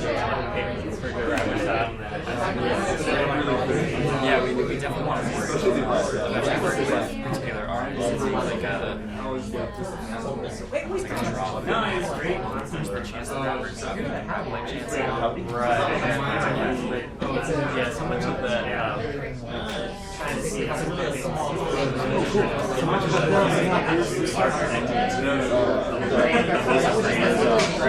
being able to like hide it to somebody's style, it's really important. And it's probably more of a challenge. So it's really great to do this. It's like to make like legitimate rap music step one, but then they like start singing something like that. Yeah, we don't hear right now.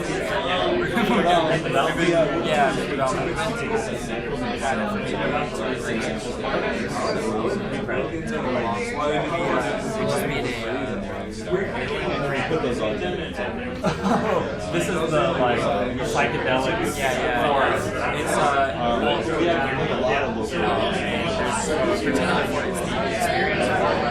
when you go like to go in and like write what happened. Right, So we made a website for Instagram. Yeah, grabbed all of this.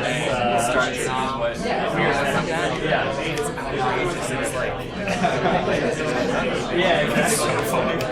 I've seen somebody who's done a mashup of heroin with like emails, some like tech recruiter emails. So it's like we're excited to meet you and learn about your experience with the duped and falling out of your car and the trees growing up beneath you. You know, it's like it's merged between those two from the like deadly banal to the like super yeah. It's a good compilation. I think that they're using, so if you're a student, I think they're using like micro diagrams, you know, they're like take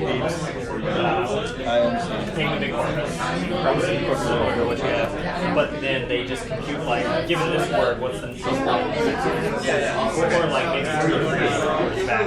I think that's